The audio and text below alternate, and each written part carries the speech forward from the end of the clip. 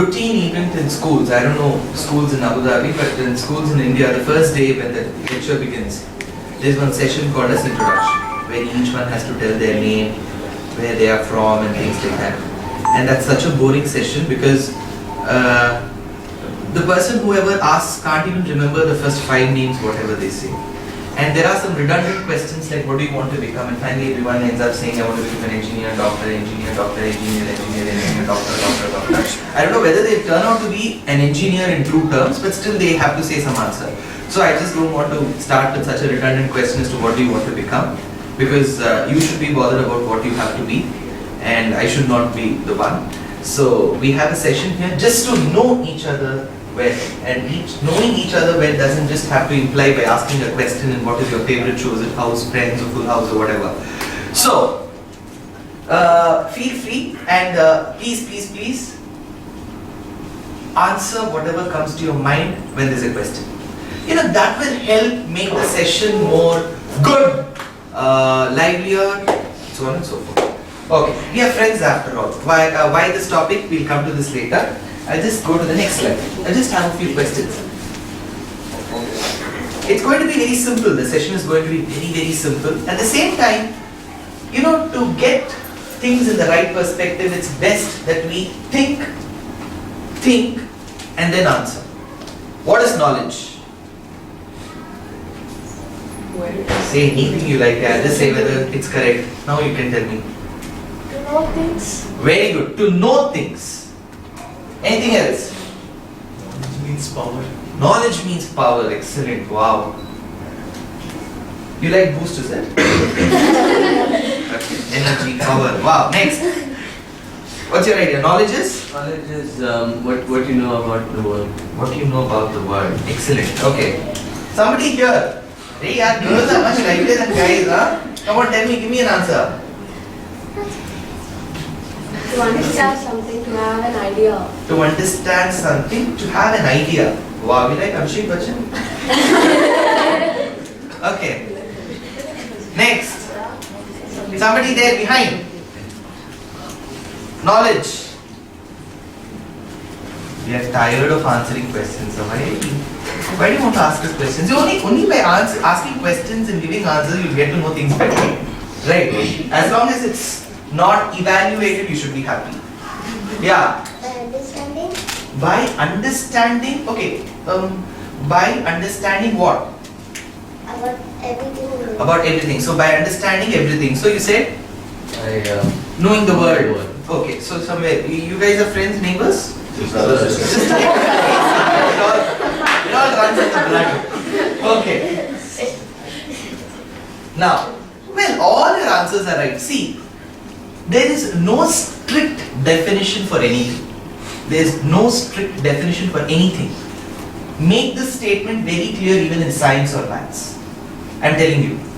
Though you may have questions, define temperature, 2-mark question, temperature is the degree of hotness or coldness of the body, you get 2 marks. See, these are definitions which we have understood out of experiments and experiences. Experiments could give a different result at a different point in time. Experiences could change over a period of time, so definitions could also change.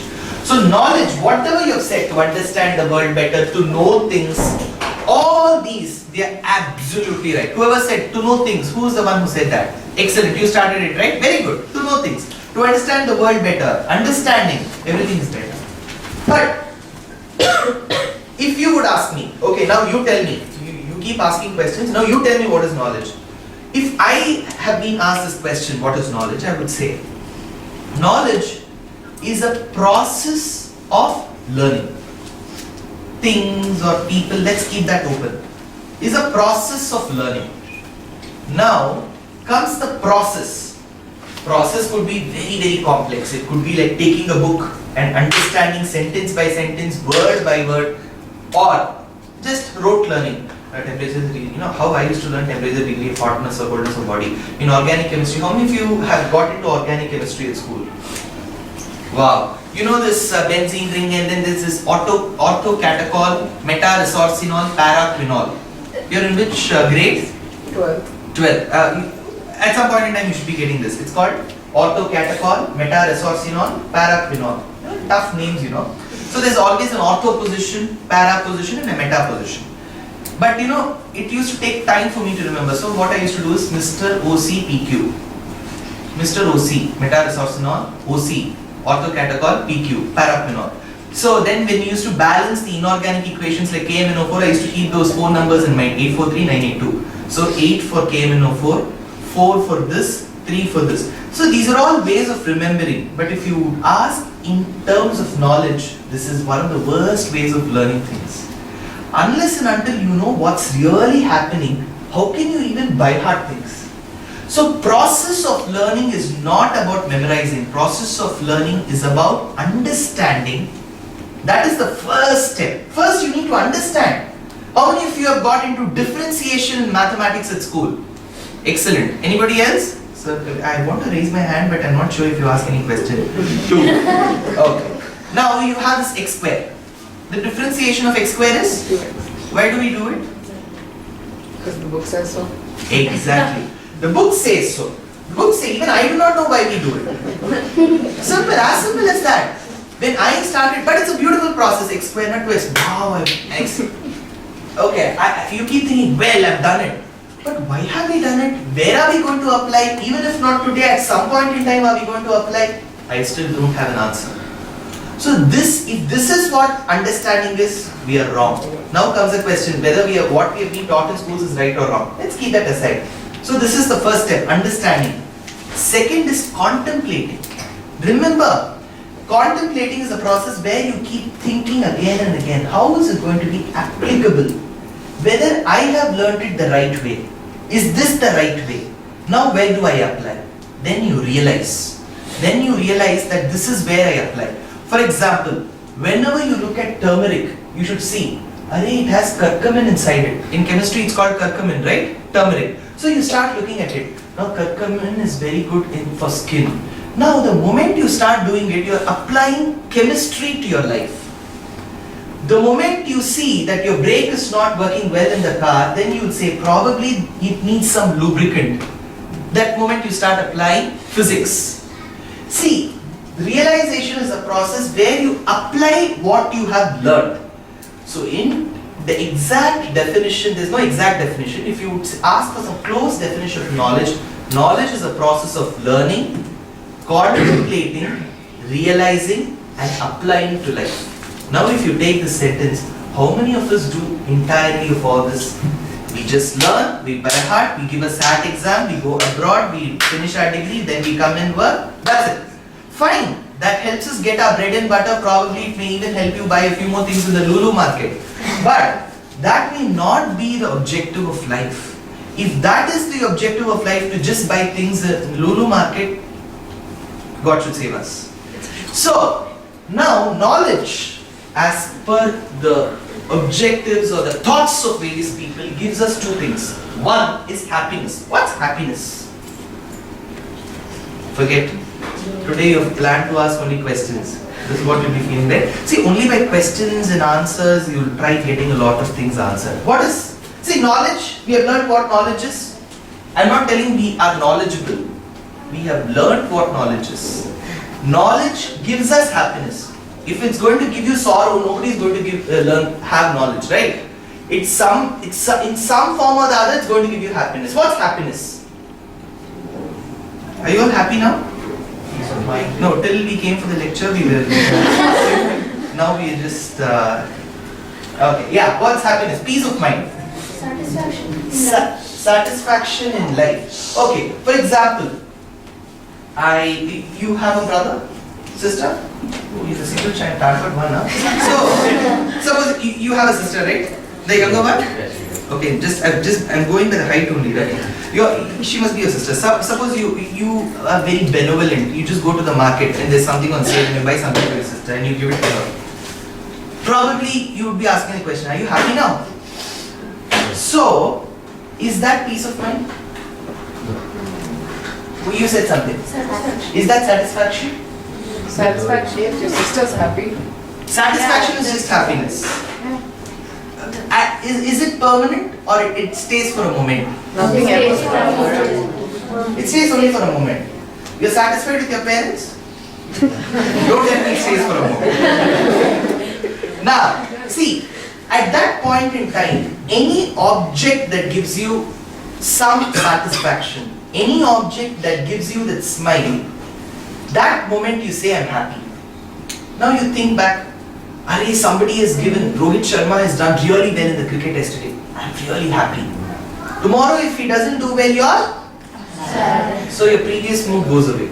So happiness is a state of mind which is very, very, very momentary. So if knowledge, the process where you think, where you learn, contemplate and realize is just going to give you happiness, then it's like buying things in Lulu Market. Tomorrow if Lulu Market closes, then you'll not be happy. So the process of knowledge should be much, much more higher. It should give you bliss. Bliss is a beautiful word. You might have learned in a lot of books. Bliss, blissful. Bliss is a state where you feel you don't need a reason to have a peace of mind. Just because he has gifted something to his sister, she should not feel happy. She should feel happy the way he is. You should feel happy for your parents the way they are. Not because they want to gift you a cycle. Not because they have to gift you something. You should be happy the way you are. So that is bliss. So knowledge should aim at giving you bliss. Now, honestly you tell me, considering that we are all going to schools which are regarded as sources of knowledge, are we all at that state of mind where you feel, I am really blissful now, without any reason I am peaceful? How many of you feel that way? No, perfectly. I am not asking this question with the intention that everybody should say, no, we are not blissful. Even if you're feeling blissful, you can say that. Well, I'm done with school and I am. You are. See, now, this is what we call as variety. Now, if there is a person who finds it bliss, there is something that in her mind she feels very happy and satisfied about that school and education. Now, you also feel blissful. Good. Now, others may be thinking, I'm not sad about going to schools. I feel happy, but I don't know whether I feel peace of mind. That peace of mind, whether it comes in schools or not. Now, knowledge in any form, be it at your work, be it at your school, be it at home, please ensure that it has to give you bliss. Now, how do we ensure that? Let's go to the next slide. Now, look at this, knowledge. I'll give you one little anecdote which, not even an anecdote, it's just a thought process that has struck. You might have heard about something called Mangalyaan. What is that Mangalyaan? Where did it go? It went to Mars. Mars is called the what planet? Red planet. All of you are masters, huh? Red planet. Okay.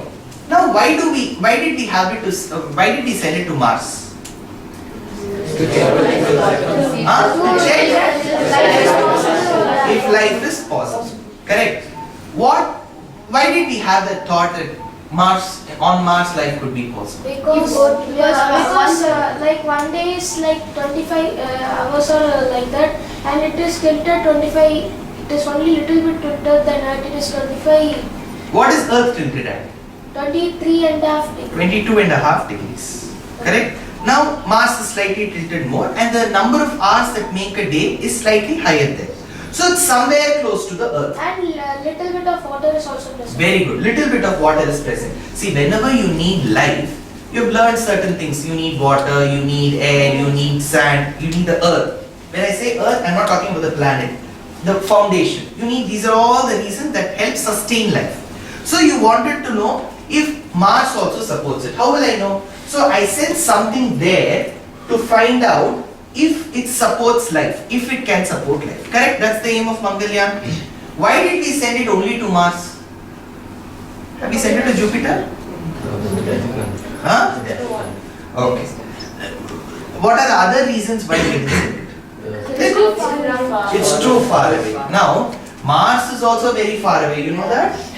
Yeah. See, for example. Because it is Jupiter is like a very big planet and life is not possible with that.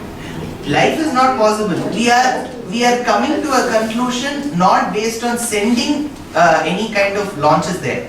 Based on the knowledge that we have about planets, we are coming to a conclusion that it's not possible, we are not sending it. And Mars, don't think that Jupiter is very far and Mars is very close. See, for example, I remember in a village there was a little child. He went and asked his mother, Mom, I want to touch the moon. So the mother said, it's not possible, it's very far, how will you be able to touch? The next day was Krishna Janmashtami, Gokulashtami. And in most of our houses, they make sweets. You're all confused, they buy sweets or make sweets? Both mixed. Yeah. Very good. So, now the next day, the mother asked her son, climb up, go to the paran. In our villages, we have the concept of a loft. It's called the paranik. So the child climbed, he went and sat, and he gave the dabba. So the mom took. You know, whenever you're tall enough in your house, you're somewhat cursed. Because you need to get most of the things from the loft. Okay, so the child gave that big dabba to his mother. Mother said, come down. He said, no, I'll stay here itself. Mother was confused. You have to come down, you have to go to school, you've got a tennis class, this class, that class. How many of you go to this class, that class, this class, that class? Very good. Okay. Now, so mother said, you come down. Oh no, he said, when I stayed down, you said the moon is very far, so I cannot touch. Now I have come up. So the moon, I should be able to touch the moon. Correct? So the mother said, there is no doubt that you are at a higher position than what you were yesterday. Yesterday you were here. Today you are there in the loft. So that's higher. But the distance of the moon is the same.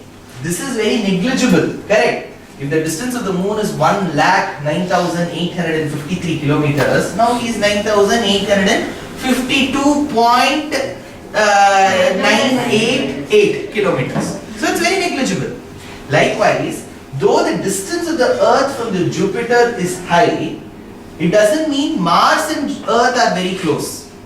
So the reason why we do is something we need to contemplate. So this is science. This is astronomy. I'll tell you another part. We call Earth as what in Sanskrit?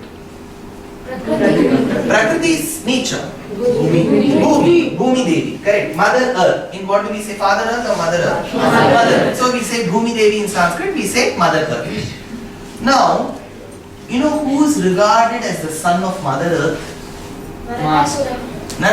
Narakasura was killed by Krishna. Who was the charioteer when Krishna had to go kill him? Charioteer.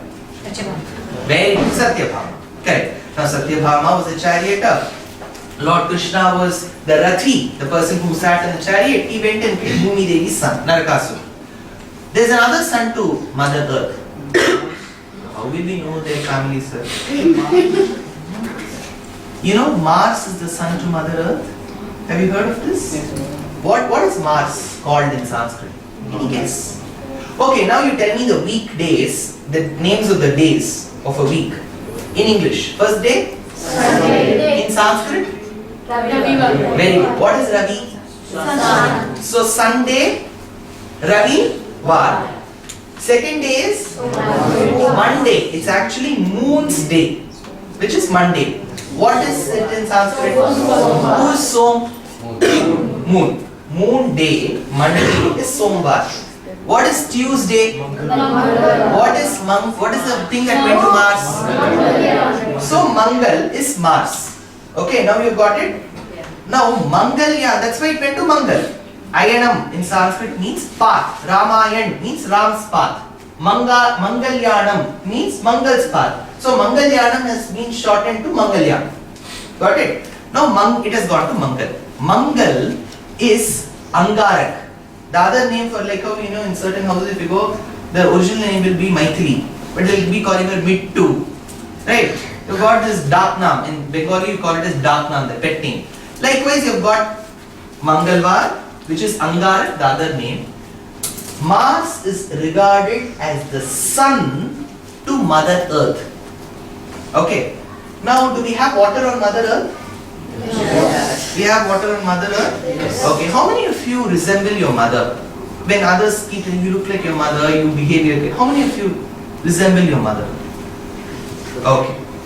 So, there's a saying, right? Like mother, like son. So you can put daughter also there. So like mother, like son or daughter.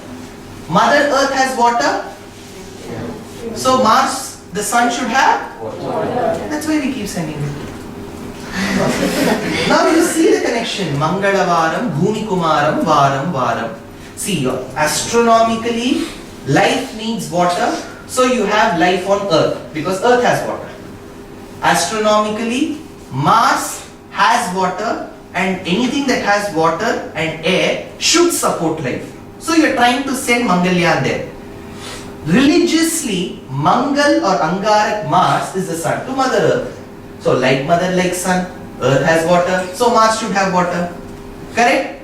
Now when you start looking at connections in life, then you will be able to realize that whatever you learn in this book is there in nature.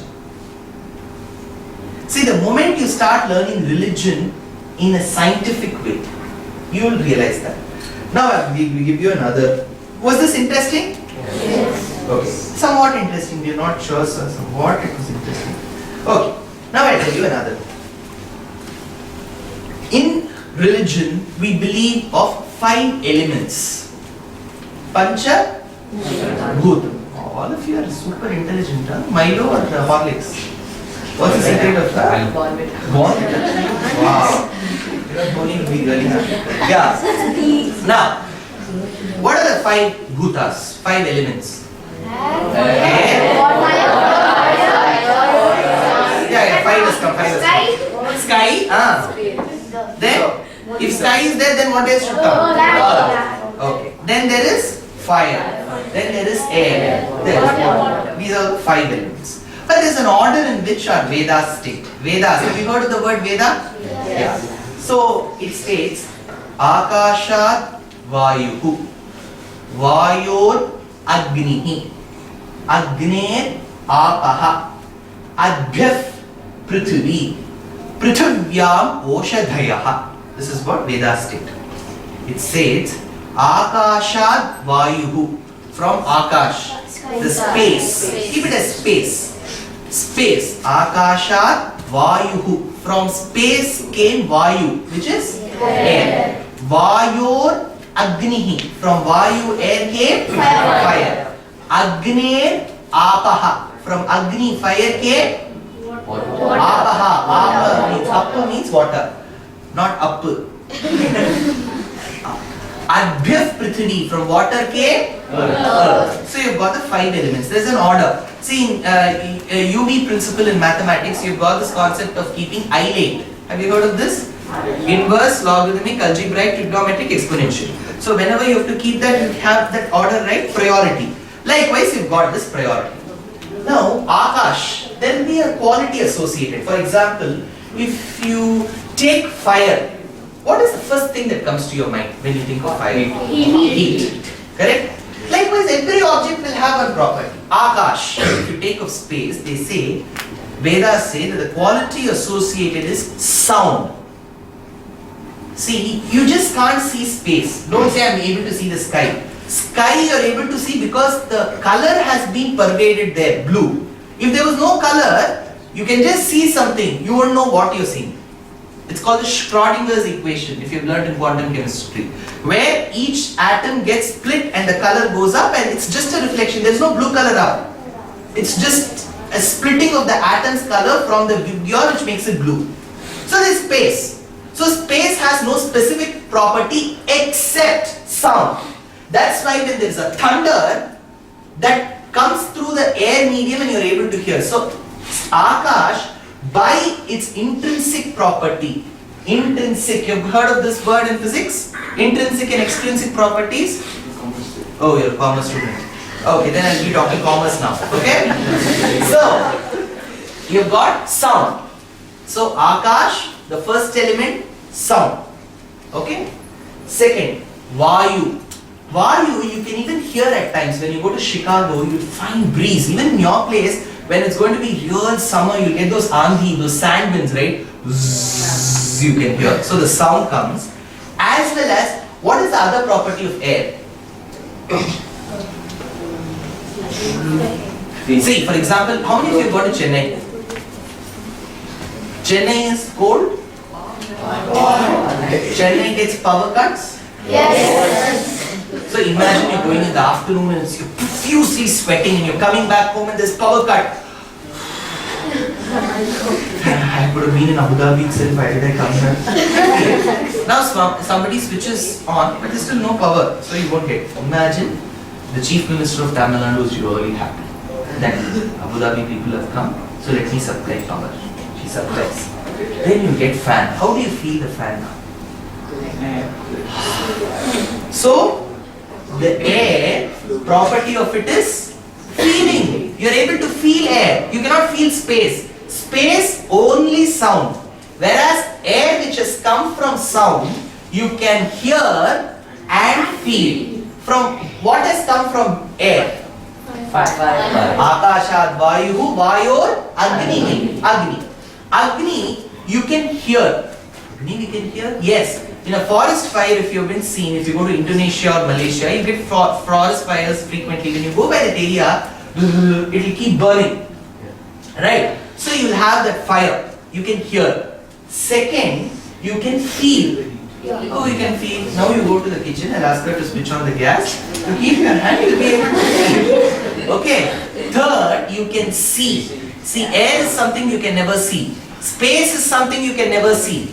Whereas fire is something which you can see. If somebody asks where the fire is, you'll never say it's there everywhere. You say it's there. So you know because you're able to see. So sound you can hear, air you can hear and feel, fire you can hear, see and feel. Fourth element is water. So you can hear, in the waterfalls you keep hearing, when it falls you hear. You can see, you can feel when water comes on you. Fourth thing, taste. Very good, taste. Right? For example, you go to some houses, quite salty, I don't like this water. You take some water, if you go to Coimbatore, have you heard of the place called Coimbatore? There, in yesterday's, there used to be a very neatly maintained river called Siruvani. And that water used to be real, I've tasted. Natural water tastes so good. It used to taste little like sugar water. Very good taste. So you can taste, you can identify and demarcate the taste between salty water and sweet water and normal water. So you can taste. The fifth element is earth. So you can hear, sir, when can we hear? Imagine there is an earthquake. How many of you want to go to Japan? So you should be ready. So you can hear. Oh, now it kind of cracks, you can hear. While I was in Bombay, my aunt used to stay in a place called Lokhandwala, which is very close to Andheri. You have heard. So what happened was, one night I got up at around 11 o'clock, it was way back in 1995. I got up, I had to go to the loo, and I just got up. I felt the entire house was like a cradle. I was going here and there. I felt something was wrong with me and I came back and slept. I didn't go to the loo. I didn't know what it was. I think I was way back in some 5th standard or something. So I came back. The next morning, the paper was taken and my grandmother read. There was an earthquake in Mumbai. So probably when you're on the ground floor, you can even hear the earth crack. So earth you can hear. Next, you can feel. Next you can see. Next you can taste. This is who has tasted mud? Very good. Lord Krishna has tasted mud. Krishna is Papa. Eating mud. No mama. Telling lies. No mama. Open your mouth. There was no ha ha ha. The entire word she could see. Okay. So before John it was Krishna only. John came much later. Okay. Now, so earth is something that you can taste. I'm not asking you to taste. Something that inadvertently, if you have tasted, you're lucky. Fifth, the most important part is smell. Exactly. Gandhavati Prithvi.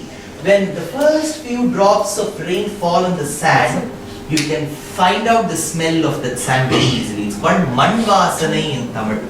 How many of you know Tamil? I don't know. It's called Man is sand. Vasanai is smell.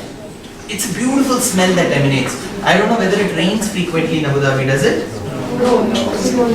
What does it rain? Water comes from? That much you know, right? You should not tell it doesn't rain in Abu Dhabi, I don't know. Okay, if you want to know rains, you have to visit the place which receives the highest rainfall in the world. Where is it? Very good, that place. Cherrapunji, Meghalaya. Excellent place. So you can go visit there. Now you have got smell. So I have listed the 5 elements. Akasha, Vayuhu, Vayor, Agnihi, Agni, Apaha, Adya, Prithvi.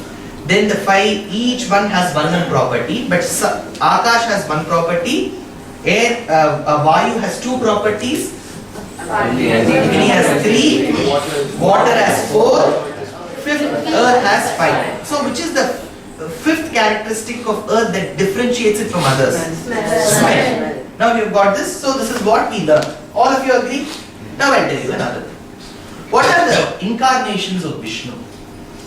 Of that. What are they? Oh,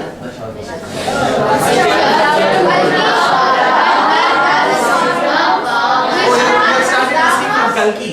Very good. So he says that I'm staying in Abu Dhabi and go only from 10 to 1. Okay? Very good. Kalki, yeah, Buddha, Balram, Krishna, you got all this. Now what is the third one from the top? Varaha. Varaha means what? Boar, swine, pig. Got it?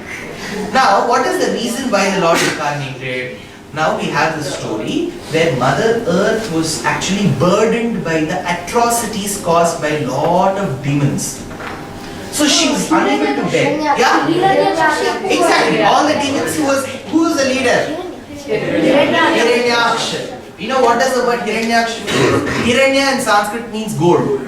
Akshi means eyes. So he had gold like eyes. Suppose somebody wanted money, they could have stolen his eyes and got to Kalyan Brothers. Hiranyaksha. So Hiranyaksha was the one who was troubling. So what he did was, he captured Mother Earth and placed her inside an ocean. Now there should be a question here. How is that? Yeah. Now you tell me, ocean is on Earth. How can you go place Earth in ocean?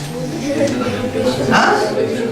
He placed in a different ocean, which is called as Pralayarnavam. Pralayarnavam in Sanskrit means the ocean of destruction. The water there is not the water that we see here in Dubai beach or Abu Dhabi beach.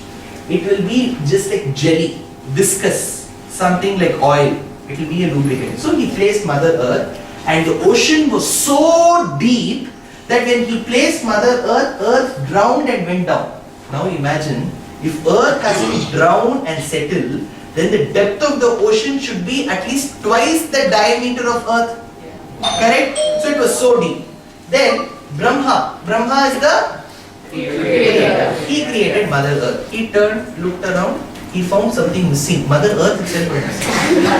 Imagine, he has taken so much of trouble to create Earth, keep mountains, keep deserts, keep oil under the deserts in Middle East, keep water. He has done so much of efforts. And suddenly after doing this, imagine your mom is baking Black Forest cake for you. 1 layer of cake and white cream. 1 layer of cake, white cream. And then some cherries atop. She just comes to the hall and goes back, the cake is missing. For cake itself, if she gives a surprise, then Brahma, what kind of surprise he would have been when he found the earth missing. So he immediately went to the person who created him. He went to Vishnu and said, "Arey Vishnu, my earth is missing." Correct. Now all this happened. Vishnu said, "Don't worry." Then Brahma came back, but still he was worried. All of them, they came and complained to Brahma. Brahma, what is this we have? We are dependent on earth. Earth itself is missing. We are not able to see Abu Dhabi. We are not able to see Gulf. What is all this? At that point in time, from Brahma's nose, a pig came. A pig jumped from his nose. Brahma was insulted. Tomorrow everybody will say, you know, Brahma breathed in and breathed out. A pig jumped from his nostril. What will they say? What is pig? Swine. Which is the kind of disorder that comes through swine flu. They'll say swine flu is caused by Brahma. Correct? Now he looked all around and said that pig has come. He was really insulted. He asked, who are you? Then Vishnu Puran in Sanskrit says, Mahavaraha Sputa Padmalochanaha. Padma in Sanskrit means lotus. Lochana means eyes. Padmalochana means lotus like eyes. Who came? A pig. Not Varaha means pig, but it was a huge pig. Mahavaraha. Whenever you add the word Maha before, it means big. Mahavaraha, a big, huge, humongous pig with lotus like eyes came. Now, Who is suffering at the hands of the demon? Mother. Mother Earth. What is the quality of earth which differentiates from other? Smell. Correct? Earth you can smell. So earth's special quality is smell. Mother Earth is suffering at the hands of the demon. So the Lord has to come to rescue her. The Lord came from where? Brahma's. How do you smell? That's why he came from the nose. Got the connection? Earth's quality is to smell. You can smell with the nose. So to protect the earth, the Lord had to come from Brahma's nose. Now you see, religion tells you one thing, facts tell you another thing, and the bliss comes by connecting both of them. Mother Earth, her son is Mars. Mother Earth has water. Like mother, like son, Mars should also have water. Earth's quality is smell. Earth was suffering at the hands of the demon. To rescue Mother Earth from the demon, the Lord came from Brahma's nose. You will be able to spot a connection everywhere. Now, you are all living or non-living? Living. Thank God. Your parents, I am not asking living or non-living in the terms of whether they are there or not. I am asking, you have all come from your father and mother. Correct? They are all living or non-living? Living. So, living objects produce non-living, living objects produce living objects. Now, this is living or non-living? Non-living. Where has this come from? From non-living objects. Now these are all synthetic, correct? So they are all so non-living things generally come from non-living things. Living things come from living things. Now this world comprises of only living things or only non-living things? Both. So the world is a combination of living and non-living. So the world which is a combination of living and non-living has to come from whom? Krishna, God. Keep him as God. God is living or non-living? Living things give rise to living things. Non-living things give rise to non-living things. The world which is a combination of living and non-living has come from Krishna who is living. So living gives rise to living and non-living. This is somewhat confusing, sir. How can living give rise to living and non-living? That is why you have got Nisimhavata. Now you take this. Before the Lord came to protect Prahlad, how many of you have heard Prahlad's story? Most of you. Very good. So, when the Lord had to come from the pillar, he came from the pillar? Okay. The Lord is living or non-living? Living. Who gave birth to the Lord at that point in time? Pillar. Pillar is living or non-living? Non-living. So non-living gave rise to living? Correct. Now the living Lord came and killed the living Hiranyakashipu. With what? Nails. Nails are living or non-living? Non-living. Non-living nails come from whom? Living. Correct?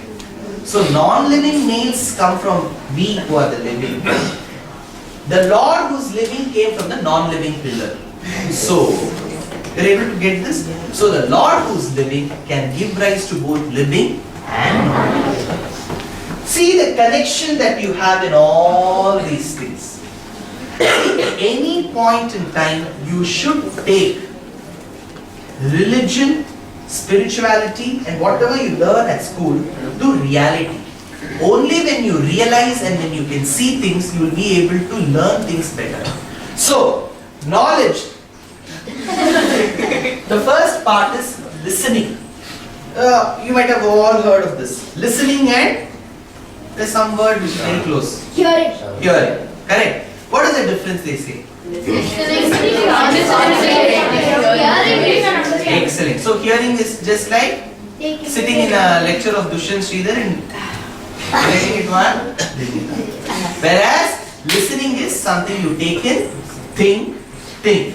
So listening is a combination of hearing with concentration. So you've got listening. Then you've got contemplating. Contemplating is whatever you've learned, you go back and think for some time whether what we have learned is right.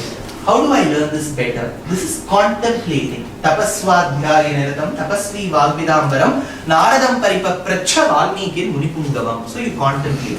After you contemplate, you meditate. What is meditation?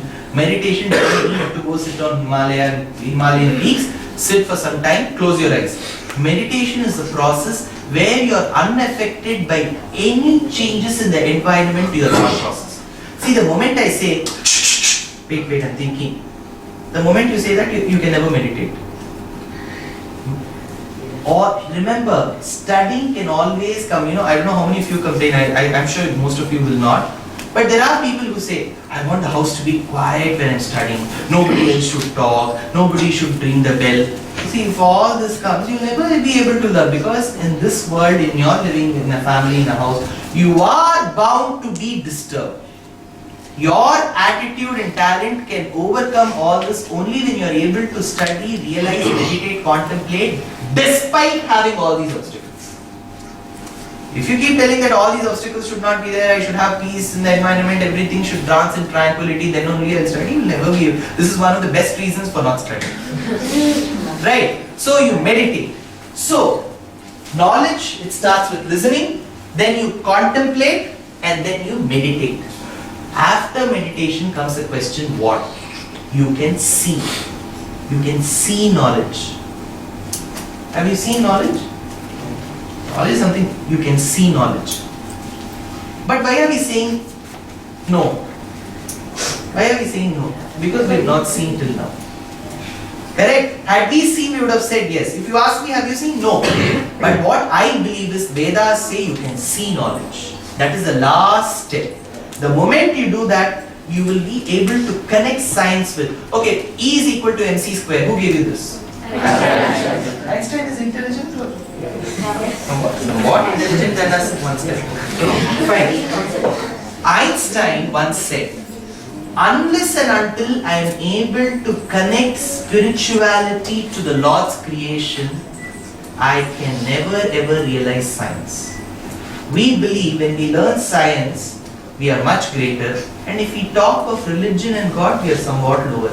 They are all first standard students. If we learn science, we are first standard students, nothing like that. Einstein himself has said that when you learn something, and unless and until you can connect it to the Lord's creation, you can never ever realize science. So whatever you learn, try your level best to connect it. So this is what has been mentioned in Vedas. Atma va are shrotavyaha mantavyaha nididhyasitavyaha. So you should do this. Next. Can you put the next slide? Seeing could be nature of the Lord. Now comes a question. How many of you are troubled when someone says you have to worship only Krishna? How many of you feel you have to recite only his names, only by reciting your religious? 1, 2, 3, 4, slowly hands are up. 5, 6. Good. Now you tell me why. You should tell me what troubles you there. Come on. Yeah. Other gods are also important. Very good. Other gods are also important. So, God, not only Krishna, other gods are also important. Point number 1. 2. All gods are one god. All gods are one god. Very good. So, you're coming to a very slow. Shankara or Ramanuja? Higher here.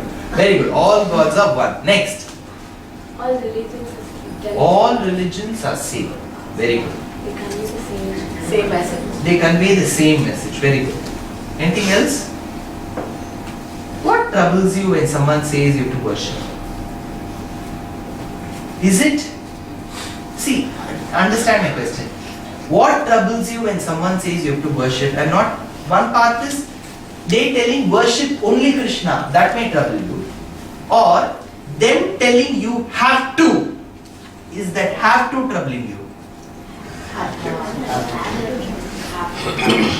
See, the question itself has two parts.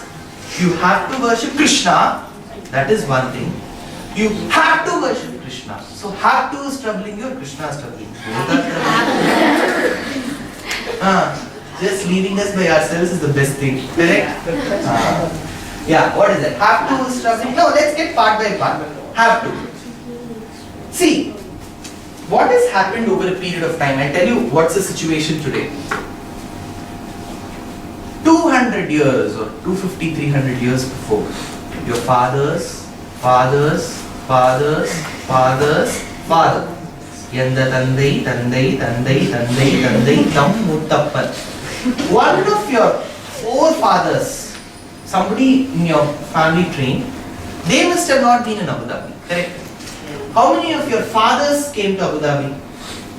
How many of your grandfathers shifted to Abu Dhabi before itself? No, don't tell me they have visited. Visiting is different. Coming for job. How many of your great-grandfathers have come? Correct? So, most of you said fathers have come. Few of them said grandfathers have come. Nobody said great-grandfather has come. So, there is no question of asking great-great-grandfather. Correct? I am not asking great to the power of 2, great to the power of 2. Correct. They must have all been in India. What must have been their profession?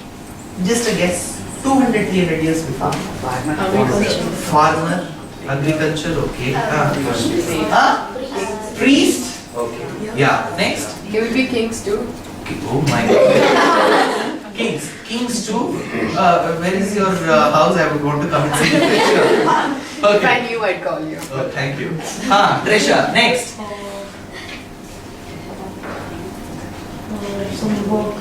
Some worker. Okay. Next. Fifth one? Who's that? Who's that? Salman Khan's friend. Hunter. Next. Next. That's agriculture. That's agriculture. Good. Saint. Okay, saint. Okay, good. After marriage, after having children, he became a saint. Okay, next. Traders? Traders. Okay, somewhat close to kings. Craftsmen. Craftsmen. Craftsmen. Okay, you were all in that antique making and this. Very good. So now imagine all of you have said something which is not found today. See, rarely you find farmers in your family today. Rarely do you find craftsmen in your family. Don't say that my father is an artist, he paints. Craftsmen is different. They take that up as a profession. So you're not able to relate today's profession with your forefathers. You're not saying they were an engineer, investment banker, and all that. So somewhere or the other, they must have been in different kinds of profession earlier. Correct? Now, in those days, language was not a barrier. Don't ask me if they knew English. English was not known to them. Until Britishers came, we didn't know English. Let's be frank. But what was the language? It was the mother tongue of the land. It could be Tamil in Tamil Nadu. It could be Telugu in Andhra Pradesh and Telangana. It could have been Kannada in Karnataka. It could have been Malayalam in Kerala. It could have been Marathi in Maharashtra. And it could have been Hindi in Uttar Pradesh, Haryana, Rajasthan, and so on and so forth. So you had religions of that particular, languages of those particular places. Besides, you had some common language like Hindi which could be spoken in many parts of North India. Above all, there was another language that all of them spoke. Sanskrit was something that they all spoke. So if some person from the south used to travel, he didn't take a 30-day crash course on Hindi and he didn't go. He knew that it was Sanskrit, he used to go and talk in Sanskrit. From north, if people had to come to Tamil Nadu, like today if there's a North Indian coming, in 2 states that Arjun Kapoor goes in, and all won't come. He knew Sanskrit, so they would come and talk in Sanskrit. So Sanskrit was one language that people could relate to while traveling from place to place. So, they know the language. For example, how many of you speak English? Wow. Excellent. So now I'm going to tell you. Twinkle, twinkle, little star, how I wonder what you are. Simple. How many of you were able to understand this? Why were you able to understand? Because you know the language. So when you know the language, whenever there is a prose or a poetic verse in that language, you are able to relate to that language. Simple. So you know the language, you are able to understand what is being said in the language. In those days of our forefathers, when Sanskrit was known, they knew what they were reciting.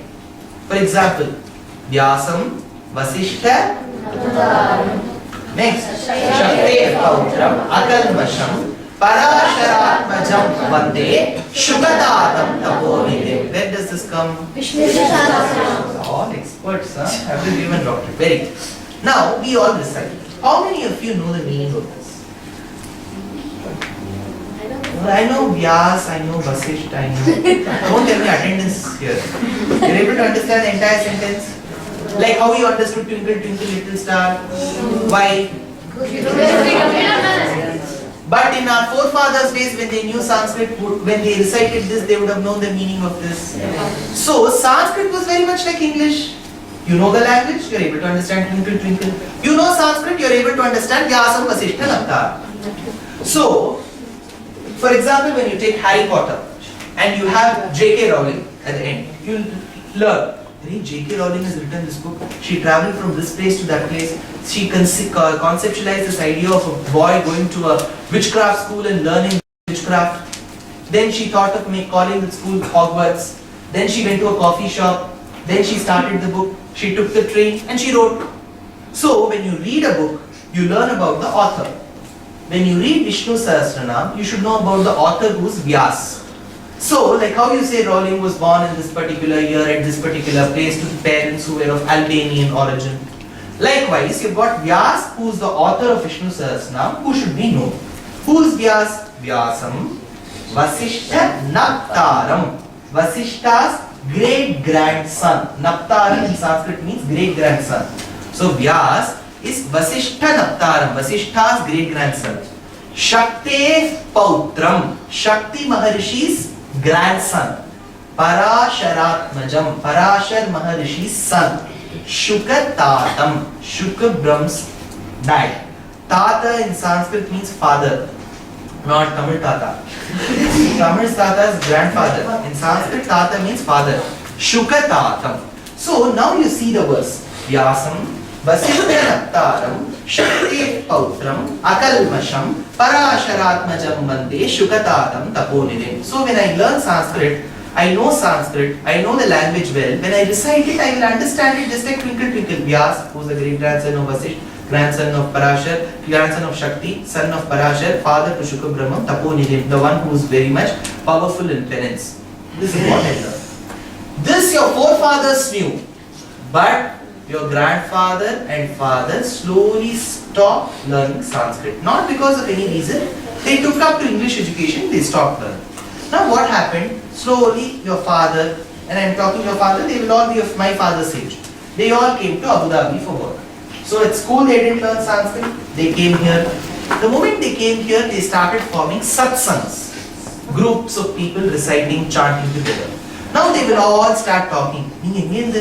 நான் வந்து திருச்சி பக்கம் நீங்க எங்க இருந்து நான் வந்து மெட்ராஸ்ல இதுல டி நகர்ல இருந்தேன் சரி ஸ்டார்ட் டாக்கிங் எங்க அப்பா எல்லாம் விஷ்ணு சஹஸ்ரநாமம் அடிக்கடி சொல்லுவார் எல்லாம் டைமே கிடைக்கிறது இல்லை முடியும் புரிய மாட்டேங்குது நான் குழந்தைக்கெல்லாம் நல்லா கற்றுக் கொடுக்கணும் so whatever they didn't learn which their forefathers had learned which they missed their opportunity they want you to learn so the moment they want you to learn instead of saying if you have time you recite Vishnu Sahasranam, the sentence becomes you have to recite Vishnu Sahasranam.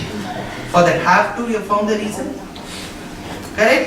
So it's the anxiety that they have saying that I have not learned, let them learn.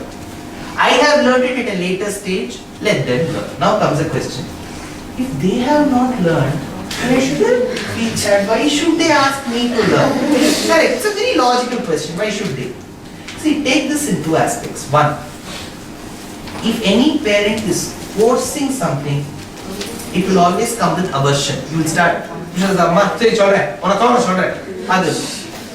take this the other way. They have not got an opportunity. They want to give you that opportunity. Take it in a positive way and try convincing them. Don't tell that it's a routine for me. I have to recite that with love and interest. So I will try learning the meaning of it. Try. Anything is possible in this world. Try. And then you recite. Now comes the question. What is the use of reciting? Correct? First have to we have answered. What is the use of reciting? Tell me that. If the use of reciting is the moment you recite, you will get one beautiful car outside there. Even the car that you have might be towed by somebody, by police. So what is the use of reciting? Now comes another important aspect that I want to convey. Don't ever start looking at things with result.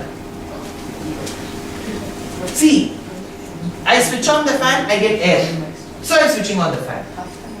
Mom is cooking food because I will be hungry. If she gives food, I'm happy. If you start taking everything in this form, I should do something, I should get result, then it's not possible. You learn, go to school for 10 years, complete your grade 11, grade 12, then do your graduation, then do your post-graduation, then go for work and start earning. Earning doesn't come at the age 1 itself. You do something, wait for some time, then get your job. Likewise, Vishnu Sahasranamam is not something that gives you immediate result, or that result is not something that tells you that I have come for you because you have recited Vishnu Sahasranamam. Remember that thing. I'll tell you one good example. I was in Bombay and I used to do a lot of research on the various versions of Ramayana. So, sometime in the night, one particular day, I thought I should get Tulsi Das's Ramcharitmanas. Have you heard of Tulsi Das? Yes. So, Tulsi Das has written one version in Hindi called as Ramcharitmanas. So, I was thinking, where will I get this book? It was at 11 o'clock in the night. So, 11 o'clock, all the shops will be closed. And even if I have to go to a bookshop, I have to travel. And it was pouring. In Bombay, it rains for 4 months. So I thought I'll find the book sometime later. I slept. But I was just wanting that book. Next morning, at about say 6 o'clock, somebody knocked at my door. I just went with drowsy eyes. I opened the door, gone. Then I had to put my specs and check who it is. It was a lady who was living atop my house. So she came and said, yesterday evening I was cleaning my house and a lot of books of my husband, her husband passed away. So he had left a lot of books. So some of the books somebody else asked. I had one book called Ramcharitmanas and I thought you'll be the best person and she gave it to me. It was still a shock because 11 o'clock in the night before I slept, I thought I could have the book. And next morning somebody knocks at my door at 6 o'clock while I'm still asleep and comes and says take the book. I never prayed for it. She never knew that I had prayed for it. She never knew that I had not prayed for it, yet I had desired for it. She knew nothing of it. I knew nothing of that. She had been cleaning the books, but still I got it. Well, it could be an atheist view of mine saying that it's just a mere coincidence. Why do you have to link everything? Okay, let's not get so pessimistic and sadist about it. The beauty about looking at it is, you desire something truly from the bottom of your heart, you will get it. You will get it. Don't ask me if you'll get it now. You will get it.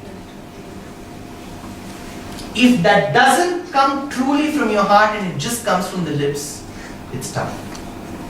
This is prayer. The desire that you have and the work, see, it should be a genuine and a very true desire. The true desire is what that helps you achieve. How many of you have read The Alchemist by Paulo Coelho? When you want to achieve something in this world, the world conspires to achieve that for you. That's what Paulo Coelho states. It was originally written in Portuguese, later translated to English. And then it's a movie, Om Shanti. Om Shanti Om as well. आप कुछ जीवन में कुछ हासिल करना चाहते हो, तो दिल से मांगो. That is prayer. So that is what the world. That's why I remember when I used to be in my second standard, third standard, I used to live with my grandparents. My grandmother was well read. My grandfather was a very nice person. It's always a pleasure to stay with your grandparents. So I was staying with my grandparents and Enga party. How many of you understand Tamil? Most of you, right? Okay. You understand? Somewhat. It's okay. I'll tell you in English. No. She'll ask, Padichacha, have you studied? Padikla. I used to say Padikla. But then I Padicha. You should not get into it. Don't keep asking me again and again. Now pass out. Now fail away. And I used to say that, she used to say, don't ever say that. There are astu devatas around you. In Sanskrit, the word astu means so be it. In all these movies, you'll see Brahma will come and say, Tatha astu. Tatha astu. Whatever you have asked, so be it. So astu means so be it. It seems there are some celestial beings around us in a very microscopic fashion which we can't see. They will keep blessing us. So be it, so be it, so be it. So the moment I said, I I'll fail. Shit, don't say that. Astu Devata. I don't know who's this Astu, who's this Devata, what will they say? What she really meant was what Paulo Coelho said. The moment you start thinking negatively in your life, that will happen. See, that's what you have desired. The moment you start desiring positively, it will happen.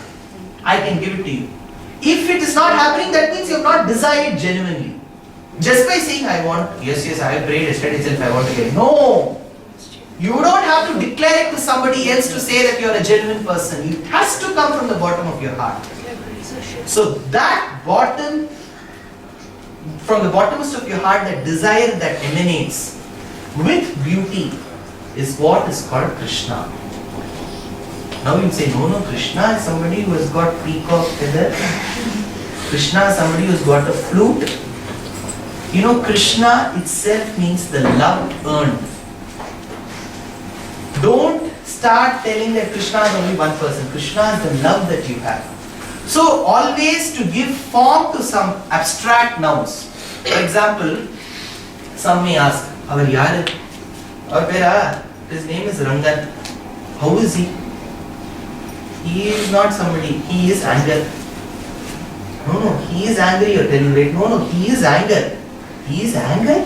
How can anger be some person?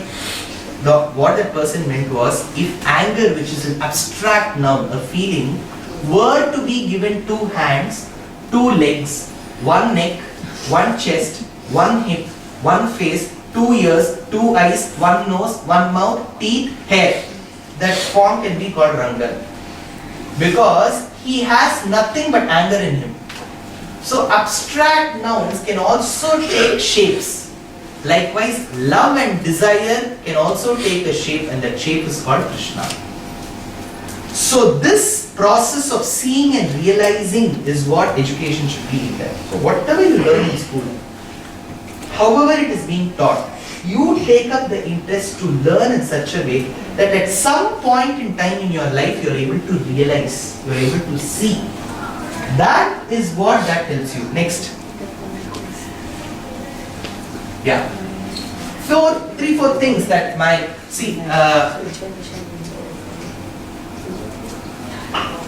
I had the opportunity to learn Sanskrit under 4 gurus. And they were all people who were very strict about rules and regulations, very learned, very good. So I used to go to them every Saturday and Sunday, take a bus from Matunda in Mumbai to Chembur, go there, learn, come back, go there, learn, come back. Then I used to learn by Skype and all these things. So they used to tell me 3-4 things, so which I thought I'd share with you. Now comes a question. You said knowledge, you said you have to learn, you said you have to listen, you have to contemplate, you have to realize and then see. What are the 3-4 things that we can do in our daily life to help us? The first thing is respect. See, respect doesn't just have to be very external.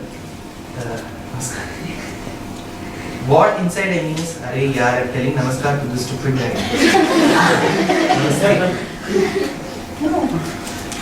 If it comes externally, it's fine. It's a gesture you're trying to put before the person. But it has to come from the bottommost of your heart. That can, agattin nadagu mugattil theriyu. Face is the index of mind. Though at some time we feel that appearances are deceptive, yet the genuineness should come. Respect need not have to be always respect other aspect. Respect should come genuinely from one's heart. So that is a very, very important thing. Learn to respect any creation. Don't ever say he is from an upper caste, he is from a lower caste, he is from this religion, that religion. I don't know what your parents teach, I don't know what your gurus teach, but Hinduism always says that all religions are to be respected. True people who follow Hinduism will say that. Don't say that people are fighting in India. No, that's different. When you learn the religion properly, see, India is one secular country. India is a beautiful secular country. You respect every religion. You know, my grandmother is an Orthodox Iyengar. She will, you know, in Iyengar family, there is a typical way of dressing for women called as Umbod Gajam. Have you heard of it? Yes. My grandmother, she'll wear that tilakam and she's very orthodox. But every year, while I used to stay with my grandparents, every year on December 25th, she used to make kheer, payasam. She used to ask Patti, your birthday illa, un birthday illa, Ramanujar birthday illa, Tata birthday illa, Tata birthday irundhalum nee panna maata adu vera. எதுக்கு பாயசம் பண்ணிருக்கேன்? ஒரு குழந்தையோட birthday. ஒரு குழந்தையா யாரு பாட்டி? Jesus டா. பாட்டி. அது அவ வந்து வேற பாட்டி. அவள கிறிஸ்டியன்ஸ் பாட்டி. ஏண்டா அதுவும் ஒரு குழந்தை தானே. அந்த குழந்தையை கொண்டாடுறதுல நமக்கு என்ன problem? Look at the open mindedness that they have. Don't say that we don't do. We don't do it just not because of disgust or vengeance. Because we may not have reached that level. But what I'm trying to say is in India, even today, in a beautiful place called as Sri Mushnam, which is very close to Kadalur, there is this temple for Varaha Perumal. We spoke about Varaha. Yeah. Every year the Lord visits the mosque close by. People from the mosque, the imams, they come and take the prasad of the Lord. This has been followed for the last 1500 years. I can give you various instances. So, respect, be it for other religions, be it for other castes, be it for other culture. Just because somebody else has a different culture, it doesn't mean yours is the best, the others are bad. Respect. The genuineness doesn't have to come by you saying that, there's a typical Western way of saying, taking the glass, tongue. Oh, all of you listen, you don't have to be so blatant and open about it. Appreciation could come from your bottom of your heart in a very genuine manner. That respect. Next, trust. See, the best way for respect is, how many of you have learned or read Ramayana? Very basic. Excellent. Ram, who is in Ayodhya, was to be coronated. But there is a lady with a hunch. What's her name? Manthara. She goes to the second wife of Dasharath called Kaikeyi and brainwashes her mind, saying that Ram, who is regarded as your most loving son, he should not be ruling the country. It is your own biological son called Bharat who should be ruling. So Kaikeyi is brainwashed. She calls her husband and she says, give me 2 boons. Dasharath gives those boons. Dasharath calls Ram and tells him that you have to go to the forest. Ram goes with Sita and Lakshman. Fine. Now Bharat comes from his uncle's place for in Afghanistan. Afghanistan was in those days called KK Desham, Gandhara Desham. So he comes back to Ayodhya. Then he finds his father missing, brother's wife missing, another brother Lakshman missing. Half of them are not there in the family. So he goes and asks his mother, Kaikeyi, where are all of them? So she says they've all gone to the forest. Why did they go? Because they wanted to give the kingdom to you. I never asked for it, but I asked for it. So he says, I never asked for it. So why do you do things which I don't want to? I never wanted to rule this kingdom. So he goes running and calls his brother. His brother says, see, I promised that I'll stay for 14 years. What we would have done? He's calling me, let me go back. Right? So he said, no, I have promised. I have made a vow. I vow to thee, my country. How many of you have read this poem? The Patriot. Okay. You all have a habit of reading literature? Yeah?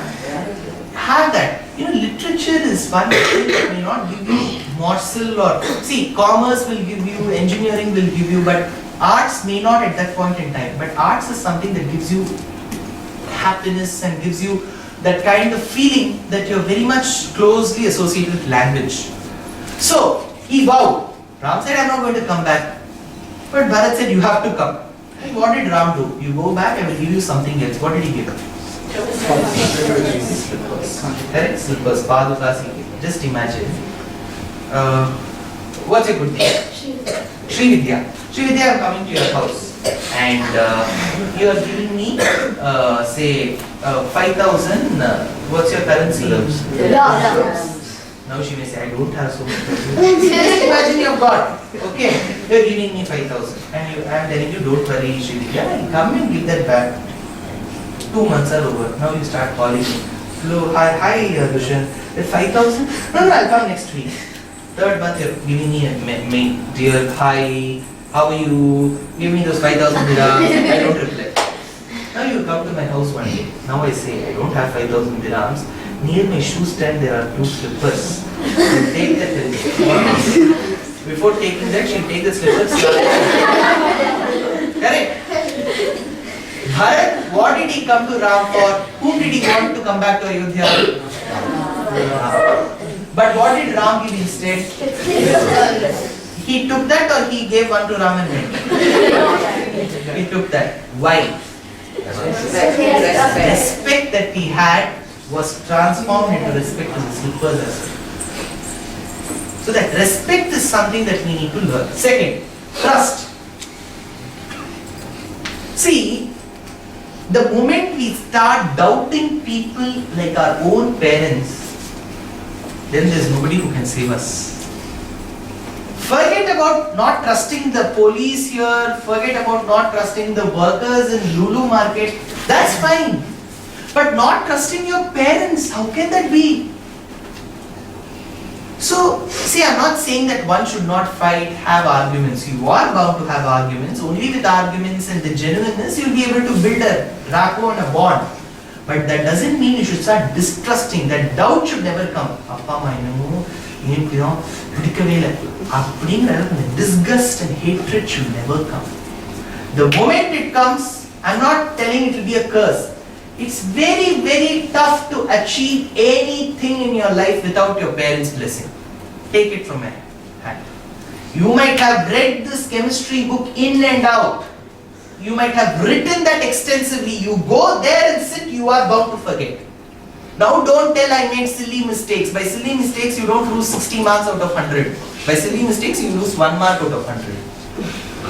Right? 40 mark to silly mistake. Silly mistake, it's not because you have not studied, it's not because you have not contemplated, it's not because you have not attended classes. It's simple reason. Take the fact that if the respect doesn't come to your parents from the bottommost of your heart, it is very tough to succeed. So have that trust, Vishwasam, not only to your parents but even to the Lord. The Lord will protect me. He will protect you somewhere or the other. See, imagine you're going in a car and your fuel is getting empty. In India probably. Your fuel is getting empty. You are not able to find a petrol bunk there. No vehicle has been passing till then. And probably you desire, if there could be somebody who could come and help me, I'll be so grateful. At that point in some time, just somebody slows down and asks, any problem? Yeah, I need some fuel. Oh yeah, I just got a bottle. Can you just take that fuel? At that point in time, that person is the person who's helping you in need. That's where your desire has reached somebody's heart and that heart has helped you this. So that trust is very, very important. See, what picture have I shown for trust? There on that rightmost corner. Shabari, correct. Who are the other 2 people? You know, Ram was actually in search of Sita because he had only one wife, unlike Krishna. That one wife also he had lost. Now he was coming in search of Sita. He had come with Lakshman. At that point in time, they reached the ashram, the hermitage of Rishi called Matanga. When they reach Matang's ashram, they find nobody, but they find an old lady. This old lady comes and asks, you must be Ram. Ram said, who must have sent a message before itself that I am arriving? So he asked, how did you know that I am Ram? Because in those days there was no Facebook where you can say, hi, how are you, let's become friends and all that. Okay, so he came and asked, how did you know? She said, generally people don't visit my hermitage.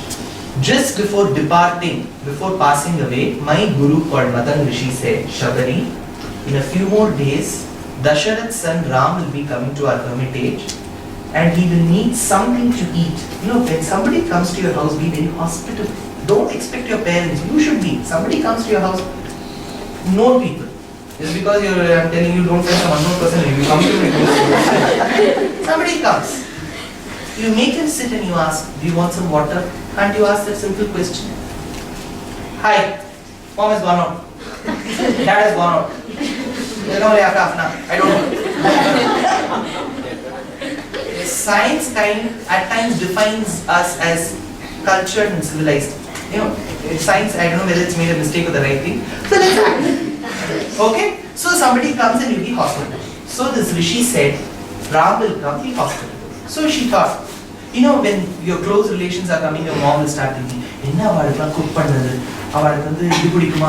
so she'll start preparing, right? So what Shabari did was, she used to go to a tree, she used to take one fruit, that means I take the other fruits of the same tree and store it, dry it, and sell it as dry fruits. So she started storing dry fruits. When Ram came, she said, please come. Now you see, somebody comes and tells, few days later, there will be one nice person who will be coming to this house. So you stay back, what will he say? You don't know when he will be coming. You don't know who is that person. How can I trust you that I have to stay here? But she trusted what her guru said. So trust. That genuineness and respect to teachers should be there. See, at times teachers in schools could be boring. Come on, all of you take your books, they'll be reading. You may find it quite irritating and boring, which may not be the right mode of teaching. But just because the teacher is not able to do a good job, don't try to mimic or mock at them. You know, because teachers, Mata, Pita, Guru, Devam, Ajnana Timirandhasya Jnananjana Shalakaya Chakshu Unilitam Mena Tasmai Shri Gurave Namaha. Guru helps you annihilate the darkness. So that trust. Third, hard work. There is never any substitute for hard work. You work hard today, you will be getting the result. I'll give you one simple example. I work in a company called TCS. What is TCS? Tata Consultancy Services. It has 3 lakh employees. Okay, with a turnover of close to 12 billion US dollars, which is like over 50,000 crores. And out of the 3 lakh employees, it is headed by one CEO called as N. Chandrasekharan. You know what is his history? Since I take Sanskrit classes for him, I can tell you how he has grown. He was born in a little village called Mohanur in Tamil Nadu, which is close to a place called Namakkal, a small village. His father used to have farmlands and he used to tame those cows and all that. This boy, little boy called Chandrasekharan, used to go to a school, a government school. But at the end of it, he used to come back, it seems, and he used to sit. Practice so well, and throughout the night he used to practice to gain a state rank. Only if you get a rank, you get scholarship and you'll be able to study. He studied, then he went to an institute. Today he is doing so well. You take anybody, I can give you hundreds of examples. I'll tell you another example. How many of you have heard of this mathematician called Srinivasa Ramanujam? Excellent. There's a beautiful book on him. What's that book? The man who knew. The man who knew. Very good. The man who knew infinity. It's written by a Britisher. Ramanujam had gone to London in those days. I'm talking about the days where you never had a Lufthansa or a British Airways or anything of that sort. He was born in Kumbakonam. His father had passed away at a very young age. His mother used to stitch clothes and used to bring him up. He used to go to a normal town high school, studied. He used to excel in mathematics then. He became a clerk in one of the office, and in his free time he used to take those sheets behind, use sheets, and he used to write equations, create some new kind of series in integral calculus, and he used to throw them away. One day when Britisher came, he spotted some sheets in the dustbin, he took out. Ah, it's too good, I've never seen this series. He asked who must have done this. That peon said, "Arey, this clerk Ramanujan keeps always writing such and spoils all these sheets." So he went and asked Ramanujan, "How did you find?" He said, "I like mathematics, but this is my job." He said, "No, you're not the person to stay here. You need to go to London and study there." So he went by the ship. In those days, you didn't have flight. So he went by the ship. Took 45 days to reach London. He went there and took up some topic in mathematics to do thesis, PhD on. But the topic was so tough that he couldn't get results. So his roommate was a Britisher. He said, "Ramanujam, why have you taken such a tough topic? You're not able to get the result." Ramanujam, his mother was there, his wife was there. He didn't know how to support. So one night, he just meditated and slept. The next morning at 6 o'clock, London it has a very monsoony climate. You never have that clear skies. It keeps drizzling all the time throughout the day. So the next morning at 6 o'clock, when it was just hazy, he got up. Ramanujan, he took up some sheets and started writing. This Britisher got up and said, "Arey, early morning, you've not even brushed your teeth. What are you writing?" He said, "I found the result to my answer." Arey, ek raat mein, one night you got answer? How is it possible? Then Ramanujan said, "While I used to be with my mother used to tell, whenever you are in a problem, in a distress, when you are not able to find a solution, think of the Mother Mahalakshmi, the goddess. Think of her truly and she will help you." And yesterday night, he tells the Britisher, "Yesterday night I thought of her, meditated and slept. Yesterday night I saw the goddess writing the answer for the solution in integral calculus on the wall of a cave." And that's what I've written. I'm not saying this, it's there in the book. So, see, we think that if we solve two differential calculus, we are much better than religion and we have to be an atheist. Look at a great mathematician, Ramanujan, who found solution to most of his questions. So what are we? A worthless bog. So this trust and hard work, Dronacharya and Arjun. Under Dronacharya, there were 5 princes of the Pandav dynasty. Yudhishthir, Bhim, Arjun, and the 100 Kauravas, the sons to Dhritarashtra, Duryodhan, Dushyant, Vikarna, Sukarna, Madhavan. So you have got 100 people. So they all learned. So 100 plus 5, 105 learned. All of them used to learn from Dronacharya. Dronacharya was one teacher. In your school, you'll have one teacher for English, one teacher for Hindi, one teacher for social studies, one teacher for chemistry, one teacher for physics. But Dronacharya was a teacher for everything, all in one. In those days in India, we used to have 2 in 1. Now they're all in one. So he used to teach archery, he used to teach Gada, he used to teach fighting with spear, he used to teach fighting with other ayudhams, weapons. He used to teach them Shastram. So everything. 104 princes used to learn from Dronacharya. And after learning, they used to go and sleep. One night, Dronacharya got up because he's a hostel warden as well. Teacher plus warden. Night he started counting 1, 2, 3, 88, 99, 100, 102, 103, 104. One child is missing. Then he started, who's the one who's missing? Arjun was missing. So he went out and he heard some weird sounds. So he went close by and spotted that Arjun was practicing how to use the bow and the arrow. So he went and asked Arjun, "You should go and sleep." He said, "No sir, you taught us theory in the morning. I didn't have the time to practice. So I thought this is the best time to practice." Arjun practiced so well. There's one speciality about Arjun. He could use the bow and the arrow with both his hands. Generally what happens, you use this, you drag this and hit, correct? Or you use this and hit this way, whichever way, like a left-handed batsman or right-handed batsman. Imagine there's a cricketer with 2 bats. Then you need at least 2 balls, correct? Imagine there's only 1 ball. The ball is coming this side. Likewise, Arjun used both his hands to do. If you're able to write with both your hands, you're called? Ambidextrous. If you write it with your left hand, you're called? Sinistrous. If you write, right. So he started hitting with both the arrows. Since he had the ability to use both his hands in archery, he was called Sabyasachi. In Bengal, they always replace va with ba. They won't say Vidya. Vidya. They won't say Chakravarti. Chakraborti. So Sabyasachi became Sabyasachi. Sabyasachi means Vijayate, one who uses both his hands. How did he have this ability? Because he practiced when others were sleeping. Now what are you expecting us, sir? Shouldn't we sleep or not? Sleep.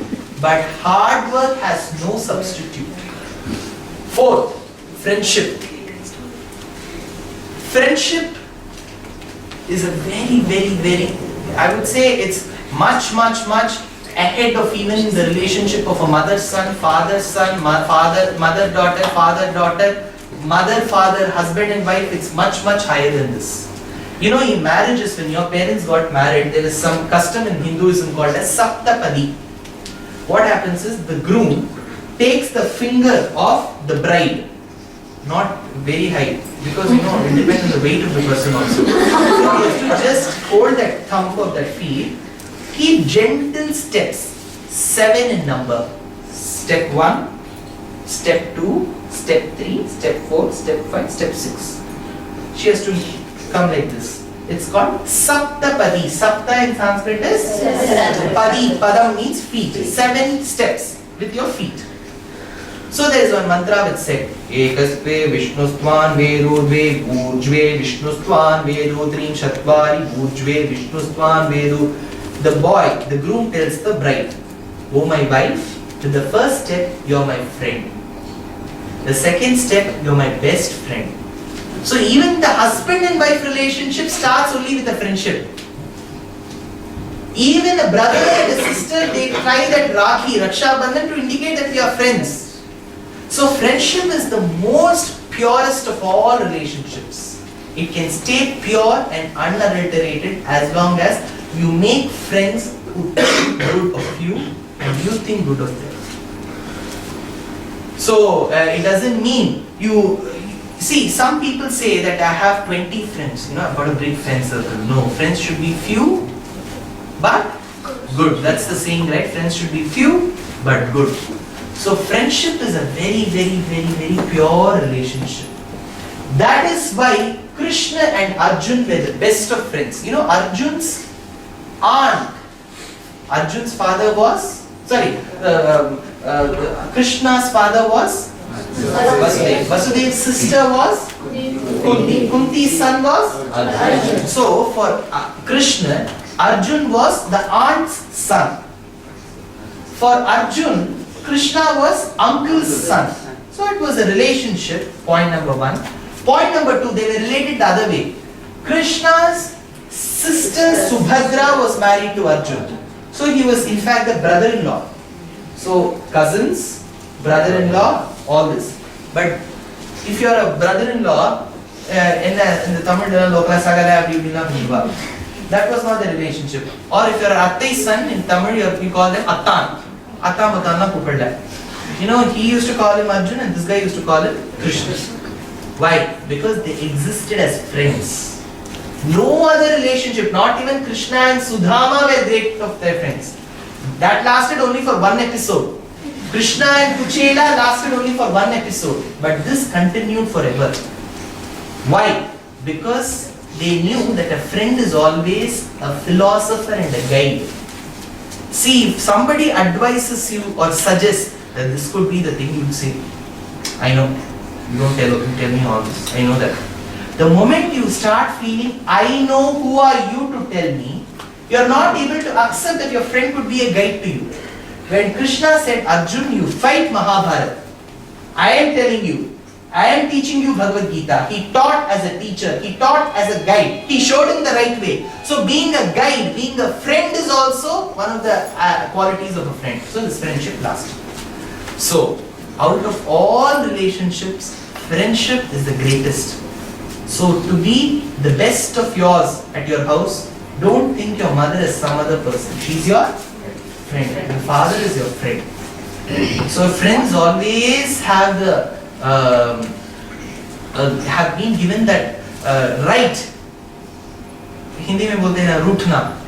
अर्थात को ठीक है ना? How many of you speak Hindi here? को वर्धन पढ़ा. No relationship can go as smooth. It has to go through its ups and downs. But still, if the relationship lasts, that's the best relationship. So be the best of the friends with your mother, best of the relations, your friends with your father, with your teacher, with your friends, with everybody around you. Friendship is one thing that can break away all the other ill feelings that you have. So we are all friends after all. So with this, I would like to conclude this session. Now, let's quite open this presentation to some questions. Those questions could come from you. Questions don't indicate that you don't know anything, I know everything. Questions don't indicate that you'll ask a question in such a way that I will not be able to answer. Now you can say, now you see. No, I won't let that happen. So, questions are just meant to share and understand each other's thought process. As simple as that. If your questions are intended to know things, and if I know, I'll share. If your questions are intended to put me at a difficult place, I will put you at a difficult place. Okay? Yeah. Start. Shoot. Feel free. Any question that troubles you in your house, where you ask those questions to your parents, they are not able to answer, but that has been troubling you. Ask. Probably even I would have been at your position where I would have had these questions, and I used to trouble my teachers with questions. They used to say, "Arey, Dushyant hai is class mein when is it?" So I used to be a question master. You are called a doubt master, right? So I've got these doubts and questions. So feel free. If I have had the answers to those questions which are convincing enough for me to answer, I'll put forth those answers to you. And it's up to you whether to get convinced or not. I'm not going to take that process up. Yeah. Sir, when will you leave us? Yeah. Come on.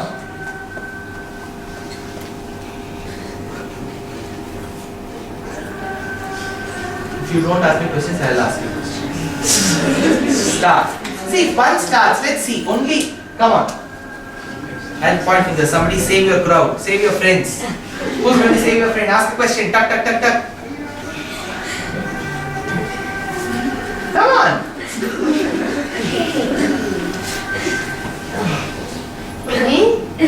No. She's feeling so shy. Next. I thought you guys will be asking. Yeah, you have a question. Uncle, you said that all You can call me Dushyant. Just because I got a tummy doesn't indicate. Yeah. that all religions are one. But in the No, I never said all religions are one. Did I say that? No, like They have to be respected. respected, you said. So, like in the history of India itself, like that Ghazni and all, he also didn't respect, and he raided 17 times, and Gori, like Prithviraj Chauhan, he first wind of that Gori, and he left him, but he didn't have that respect, and he killed Prithviraj Chauhan at the second time. Now, show me your palm. Okay. Yeah, all your fingers are the same height, is it? No. No. Check here properly. Fingers are the same height? No. When your fingers are not of the same height, how do you expect all of them to act in a very good way? Each one have their own attitude, right? So, just because Ghazni was that kind of a person, it doesn't indicate that their religion is so bad.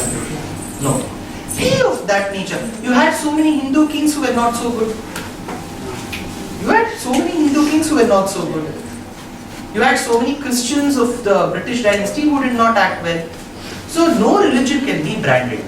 People of that religion, it's their responsibility to take up some initiatives and measures to correct themselves. Ghazni did not do that. See, why he did not do that is, see, when you grow up in a certain environment where you know difficulties of poor people, where you know the difficulties of life, and then you come up to a higher position, you'll be able to relate to them. Whereas if you're born in opulence, if you're born in riches, you will not know what is thirst. You will not know what is hunger. You will not know what is suffering. So you will start driving in your car at about 160 kilometers when the road says 120 kilometers. Correct? So Ghazni was that kind of a person. He came from a very royal dynasty. He did not know what his respect towards other religions was. Whereas you had another king called Akbar in Mughal dynasty. He started one thing called Deen Ilahi. Deen Ilahi is a congregation where other religions used to come. So they used to come and share thoughts. So he did that. So when I say, I never say that all religions are one, but I say that each religion should be respected. Next, very good. Come on, he has started. One guy, one girl, come on. Come on. You can do it.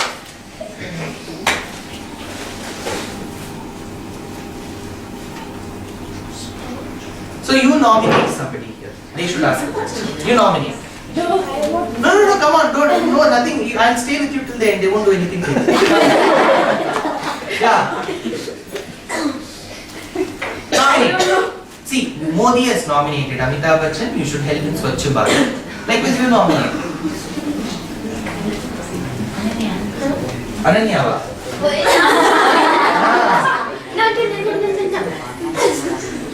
She keeps asking you questions at home, no? Now ask her to answer. Wherever she goes. Come on, Ananya. What does the word Ananya mean? Anya means what? Something else. Ananya means nothing which but this. Anya means something. Ananya means nothing but this. So this only exists. So she's a person who cannot be equated to anybody else. Come on. She must be wondering, why was I given this name? Come on. Yeah. Next. Jayant. No, you don't have a question. Yeah, you have. So you mean, or actually what he told was, you mean it's basically according to the viewpoint of a person? Which one? No, according to what he asked. So the answer you gave, do you mean it's according to the viewpoint of a person? View? No, he asked me a question. Like suppose that means and the Christians the person or perspective like just for himself or according to the perspective for others, they did that thing. See, I'll try answering. Now you check if I've understood it the right way. See, what he asked was, Ghazni raided India so many times. Ghazni plundered those temples. But you're saying that all religions are one. Why can't they also think that way? See, if every religion thinks the same way, there will be only one religion. Correct? So each religion will have some USPs, unique selling propositions. In my religion, this is something unique. In your religion, this is something unique. Something unique about Sanatana Dharma, our religion is, when I say our religion, that's a very bad word. I should say about Sanatana Dharma is, it believes that every aspect in this world which talks about love is good. Islam, Christianity, Jainism, Buddhism, Sikhism, everything has its own positives and good. So try to live in harmony with other religions is what Sanatana Dharma strongly propagates. But this may not be propagated by certain other religions. But it doesn't mean that just because it doesn't propagate, it's bad. But people of that religion could take it up seriously and make some reforms. You know, in Hinduism also you need reforms. In villages, they take coconuts and break on people's head. This has not been advocated by religion, but still they follow. They say this is all bhakti and faith. No. Just because you want to do something, you do that and say, religion has asked us, where does the religion say? No. So you need reforms in Hinduism itself. Likewise, other religions may also need reforms. So you can't expect everybody of all religions to think the way we think. But what we need to make sure is, let me be the way I am. And let's pray that he should also reform to some extent. That's all. I hope I've answered your question. Yeah. Any other question? Come on. Shoot. Yeah. Some days, that where I'm in higher school, some days I'm really worked up, and I'm a lot into devotional service. Okay. So it's like whenever I'm worked up, what happens is I'm too much into studies, but I keep thinking that I have to do my devotional service at some point. But then even and I have a habit of sleeping early, and I don't like studying or doing anything after a certain time at night. So how do I cope up with it? See, I'm happy that you're speaking from your heart. You're saying that you're interested in devotional service. See, devotion, service. Let's keep it as two different things. Service is something like, suppose there's an activity in your satsang and you want to help people by passing something over. These are all kind of services that you do. Devotion is a very, very personal thing. And you want to attach yourself to that particular aspect or that feeling. But don't think that devotion is a separate activity by itself. Then it's very tough. See, you're now in high school. You're eventually going to do something higher, study, much more higher than that. At some point in time, your parents may think of getting married, you getting married. or you may yourself try to choose somebody, whatever. Okay, then you'll have a family. Now, if you start saying that devotion is something where you need to allocate time, that's quite not possible. So, what you need to do is, devotion has to be interspersed with your daily activities. Simple thing for devotion is, anything you do it sincerely. That's the first step. இப்போ படிக்க சொல்லியிருக்கானா நான் படிப்பெல்லாம் விட்டுறேன், அதெல்லாம் படிக்கிறது இல்லை, ஆனால் உட்காந்து ஹரே கிருஷ்ணா சொல்லிட்டு இருக்கேன்னா that doesn't serve the purpose. You do your studying properly. That religious doing of studying itself is the first step to devotion. Second, try to inculcate devotion in a simple way. For example, if you have heard of the story of Krishna, it's a nice story of Krishna. Don't allocate half an hour, sit and then think about the story. When you're doing some activity itself, from one part of your heart and your mind should keep thinking about it.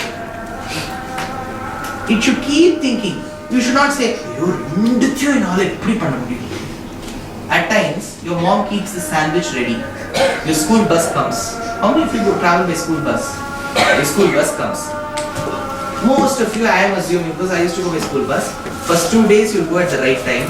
Slowly, the person will come. And then in India, there's a concept of he honking. I don't know whether it's allowed here. And that person will go away, then your parents may have to leave you. So finally, what will happen is you get up late. Then you, instead of sitting and having your sandwich, you take the sandwich, you'll eat. One of your parents may put the shoes for you, or you may yourself, or very hygienically, you'll put one shoe and using the same thing. Okay, and then you will start running. While you're running, you're still eating. While you're eating, you're still. So two processes which generally don't go together. Running and eating. Because when eating, people sit and eat. When running, they don't eat and run. So they run, they come back and eat, they eat, after that they may take rest and run. But what you are doing, you are eating and running simultaneously. When 2-3 activities like this can be combined, why not thinking about the Lord and His that is devotion, happen along with study? Now there may be a question, no, if that goes then how will you concentrate? Don't ever feel that way. Anything in devotion will never distract you from your current activity. See, I am a great fan of movies. When I think of Happy New Year that was shot in the Palm Island of, right? In Dubai. Now I think of Deepika Padukone dancing. Now I do my studying. Though I'm replacing devotion with that. Good. But what happens is slowly my concentration for studies goes away and goes towards Deepika. Whereas in devotion, that will not be the thing. Now you'll ask me how. I cannot say how. Do it and realize. See, certain things, இப்போ வீடு எப்படி இருக்கும் நன்னா இருக்கும், அந்த மாமி என்ன பண்ணுவா மைசூர் பாக்கு எப்படி இருக்கும் நன்னா இருக்கும், எப்படி இருக்கும் கிளியரா சொல்லி அதெல்லாம் சொல்ல முடியாது, சாப்பிட்டு பாரு. You cannot describe certain things. Likewise, you start engaging and feeling the devotion in a very simple way by interspersing it with your activities. Don't allocate one half an hour. You can half an hour உட்கார்ந்து வழக்கை ஏத்திட்டு உட்கார்ந்தாத இதெல்லாம் நடக்காத காரியம். 2 நாள் முடியும், அப்புறம் again back to normalcy. Do your routine things while you're running, jogging, tennis, tabla. அது எல்லாம் பண்ணும்போது the devotion should keep running. That should never stop. Then only, see, in those days, because people could not do devotion with these regular things, they used to say, காத்தால எழுந்தோம்னா பெருமாள் என்ன, அப்புறம் நீங்க வேலையை பண்ணாது அப்படின்னா என்ன நினை, அப்புறம் மறந்துட்டு மற்றதெல்லாம் பண்ணுன்னு இருக்கும், இல்ல பண்ணிண்டே நினைக்கணும். That is the best thing. That is the best way you can carry out your service. So that will ensure that you are not being deprived of your time towards devotion. I think that is one thing. See, I am not telling this is the only solution. I am not telling this is the right solution. This is what I feel could help you. If you have access to other people, take their opinions as well. Yeah? Yeah, sure. Sure. Question number 1. Come on, others please listen when. That's the best respect and trust we have. We just spoke some time about respect and trust, right? Yeah. How much ever I concentrate, I'm not able to concentrate more than a period of time. That's true. That's true of mind. If you ask any psychologist, they'll tell you that beyond 15 minutes, beyond 15, no mind can stay at rest. That's why psychologists say to schools, because I'm a part of a consulting firm, I keep telling school principals, after 15 minutes in a class, the teacher has to give at least a minute's break. That break doesn't have to be, all of you take a break. No, not that way. Now come on, I'll give you a question, think about this. See, any routine process that is broken by another activity is a break. So that is true of anybody. Nobody had full concentration. Don't think that all rishis and all kings in those days had. They also, their concentration was also equally diverted. But they knew how to come out of the diversion. So the best way to get diverted is, if you're interested in some particular aspect, like devotion he says, you're interested in some scientific facts or something. When you have those 15 minutes continuous thing, take the 16th minute and thinking about it. Don't make it a routine. It was 16th minute, now I have to start. No. When that thinking comes to you, keep thinking about it. But have it in your inner mind that beyond a certain point you should not keep thinking. You should come back. So you should have a rule master inside you.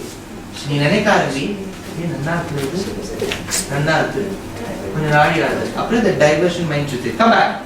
You should come. See, the best Krishna says in Bhagavad Gita, this is a chariot. The Atma is a chariot that is driven by 5 horses, which are your senses. One is your nose. And I go, Nanna padchinu Atma, Amma Nanna vada pandra. Amma, enna ulla vada. Apro vandha mela saapra kudra. Pongal kudra. கடைசி வா சாப்பிடும் போதே ஏதோ ஒன்று பார்க்குறோம். நம்ம இப்படி படிச்சுட்டு இருக்கோம். அப்பதான் தாத்தா அபுதாபி வந்துருக்க டிவி போடுற. அப்போ திடீர்னு பார்த்தா ஒரு டான்ஸ். கெமிஸ்ட்ரி. கண். Your eyes get attracted. Your nose gets attracted. Your tongue gets attracted. Your ear. இப்போ வந்து யாரோ வம்பு அத்தை பேசுறாங்க. ஒரு வாரம் வந்து quietly your volume will reduce. It's true, it's natural of anybody. See, even when I am giving, how many of you came for the lecture yesterday? When I give a lecture, if some change happens in the presentation next to me, there was a slider, they would have mentioned time. Slowly I will note that there is a change, because audience, instead of listening and looking at me, they will start saying,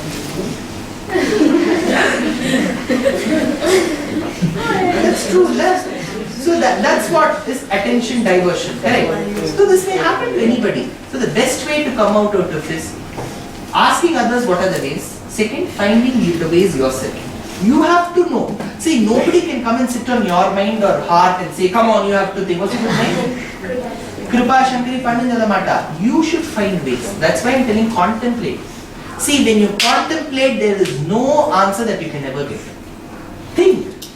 அப்படியே கொஞ்சம் யோசிச்சுட்டே வரணும். சில பேர் இப்போ என்னால யோசிக்க முடியாது, ஃப்ரீ ஆகுது. அது என்ன யோசிக்கிறதுக்கு தானே மைண்ட் இருக்கு. Even when you are sleeping, you are thinking. That's why you get dreams. Correct?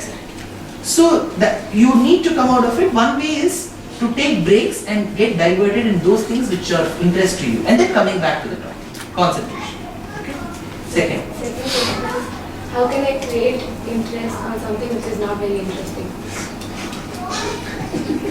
By telling yourself that at this point in time it's not interesting to me, but at some point in time learning about that thing which is not interesting to me now may help. I tell you one good thing. Many of them, while studying history at schools, they feel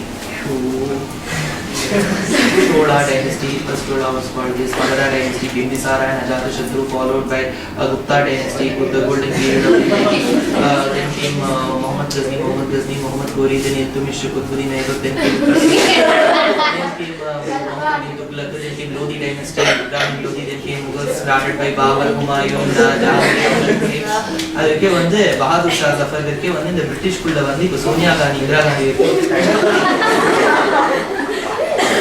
you feel correct. Now, even I used to feel, I used to find science so interesting, photosynthesis, adala history period vandu yo. But today, when I go to Somnath in Gujarat, the Somnath temple was plundered by Ghori 17 times. When I go there and look, people around me ask, then I tell, history la padichirken, Somnath, this temple was raided 17 times. Rendavathu, and the Krishna's Key, a book on the you know that? The Krishna's Key. It's a very beautiful novel. Okay, it's a very beautiful novel. They have combined history with little fiction. It's a very beautiful novel. You should read that. In Krishna's story, Lord Krishna's story, Krishna had one wife called Satyabhama. What is it? Satyabhama was given in marriage to Krishna after a huge battle for a gem called as Syamantakamani. What happened to that Syamantakamani? We don't know. Now it was given to Krishna. Finally, Satyabhama's father said, I am giving my daughter along with my daughter free offer 1 + 1 free. You take this. Satyabhama Manina, Syamantakamani free. Krishna had this. Here stops Krishna's story about that Syamantakamani. This author has very well taken it and he has said that the Syamantakamani was a very radioactive element. And it was kept inside one linga, one form of Shiva. That is why in Somnath, if you go, you cannot take a pradakshina around Shiva. Dakshina Hindi Sanskrit lenna. South. The other one, other meaning. Dakshinam, one meaning is south. The other meaning is right. Right hand side of your body is called Dakshinam. Left hand side of your body is called Vamam. Vamam, Dakshinam. When you go around the temple, which side of your body is towards the temple? Right. What is right side called? That's why what you do is called Pradakshina.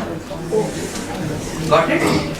In Shiva temples in north, when you go around the temple, you cannot take full complete round. You have to take this round, take complete semicircle, take another quarter circle and come back the same way. You cannot complete the last quarter. In Somnath especially.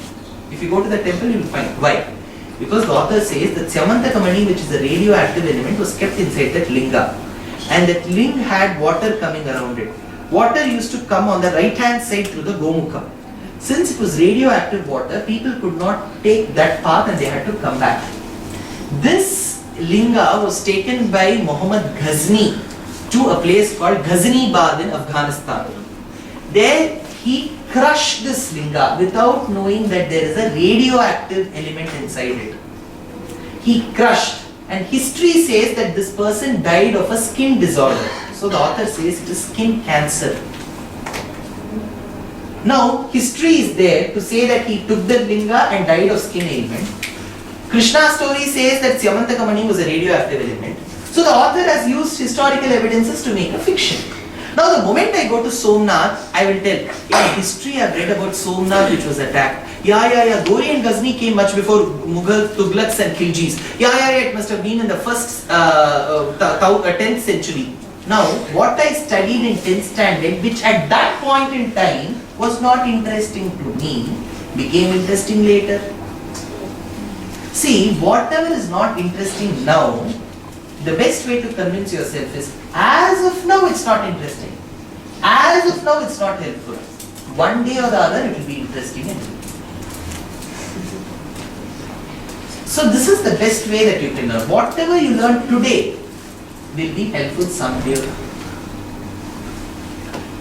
In the Mari Vichindada, you will be able to cope with your studies. Otherwise, questions will come, why am I learning geography, why am I learning this, why am I learning that? Correct. So whenever you learn about meandering in geography, think about Yamuna river. Whenever you learn about the Oxbow lake, think about the lake with the pond that was formed by Yamuna river.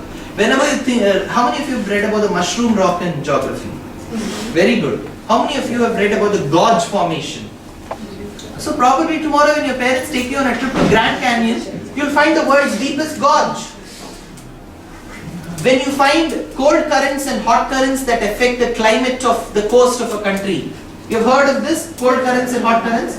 Probably when you go to Africa, you will be able to find thunder showers even during summer season, but that's because of hot currents.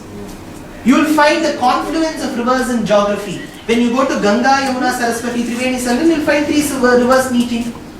When you go to the tip of Australia, you will find Atlantic Ocean, Pacific Ocean and Indian Ocean meet. It will be beautifully seen. Probably you know this. Australia is one country that celebrates its Christmas in summer. Yeah. Southern hemisphere. You know, when I go to the US, they will generally call me for lectures in March, April, May.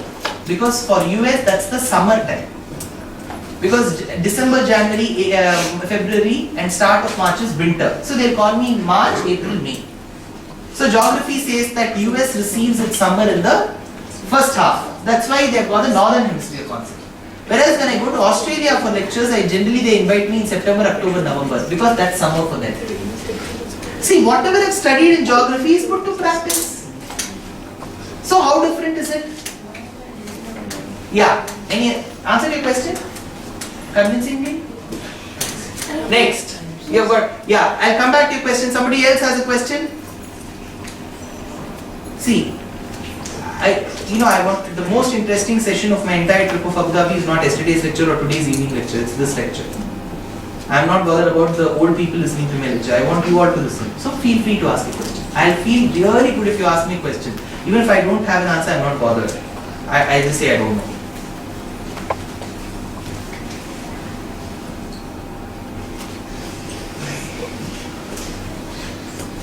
It's just coming, sir. We are. It has to come out as well.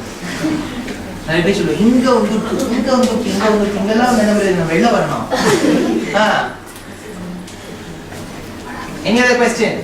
Come on. Yeah, okay. Okay, actually you are saying that it's Dushyant. First I had a tummy, so he was confused. Now I sat, so he's confused. Come on. you said that we should trust everybody. I never say you should. I never put rules, then you throw me out. You can trust your Amma. Where are your parents? First call them here. You have a doubt in that? No. Like if we should trust everybody in this world. I'm asking. No, what I tried to tell you was, you remember my statement that time? I said, not trusting the people who are in the Lulu market is fine. Not trusting the police is fine. But the most important thing is trusting your parents. See, trusting others beyond your parents is your choice. If you want to trust the entire world, trust. But beware, in this world, if you trust everyone, you should have the mentality to get cheated as well. சில பேர் என்ன சொல்லுவா இப்படி ஏமாத்துவாங்க நீ எப்ப எல்லாரையும் நம்பிட்டு எதிர்பார்க்கணும் ஏமாத்துவாங்க ஆனா அப்பா அம்மாவை நம்பாம இருந்துட்டு லூலு மார்க்கெட்காரன் நம்பினா வேஸ்ட் அவன் ஏமாத்துவான் அப்பா அம்மா ஏமாத்த மாட்டாங்க next Now tomorrow somebody on the road says, give me 100 dirhams. What's your good name? Aditya. Aditya, give me 100 dirhams. You come here. Your mom was, where is the 100? I gave it to someone on the road. Why? Because yesterday Dushyant said to trust it.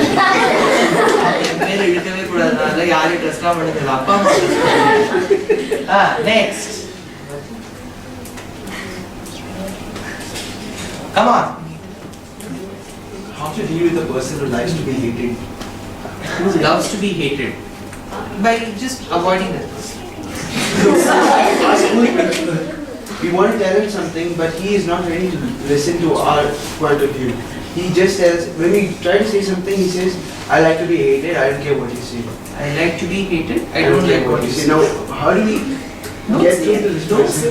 See, he is not going to come throughout your life as a companion. He is after all a principal. At some point in time, you may have to leave that school, you may have to join some other school. He is just a passing cloud. Who's going to be bothered about a passing cloud? If a passing cloud doesn't have a proper shape, it's just a passing cloud. It has to be shapeless or without a proper shape. Just leave it. But then he influences us as well, right? Because he's our principal and his decisions influence us. So in that sense, how do I... Now we want something. For example, he says there's no picnic this year. He hasn't given us a picnic for the past 2 years.